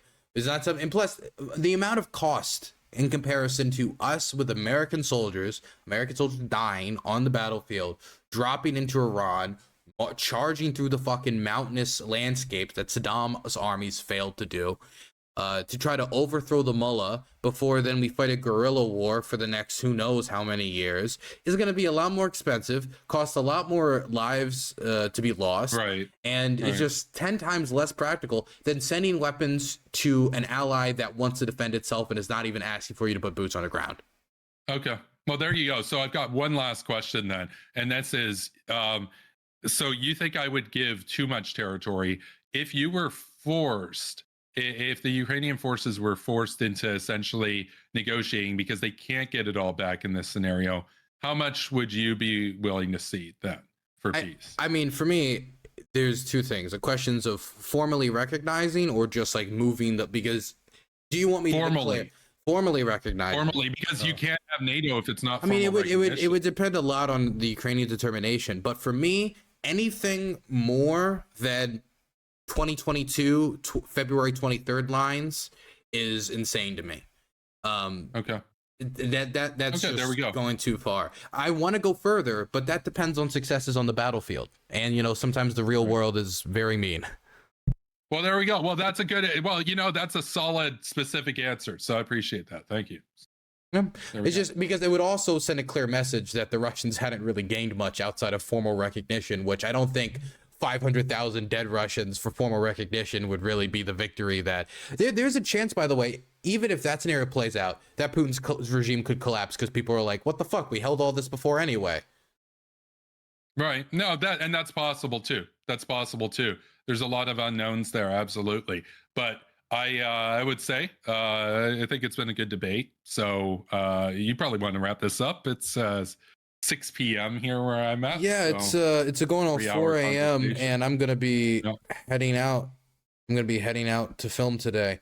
I'll see you later. I want to get at least a little bit of news done before I end streaming. Oh, for sure. Yep. Yeah. So everybody follow me on X at Kevin Castley and YouTube and Twitch at Superpower Broadcasting. I'll be doing a post show and playing some Fortnite. So you can check out the OG map.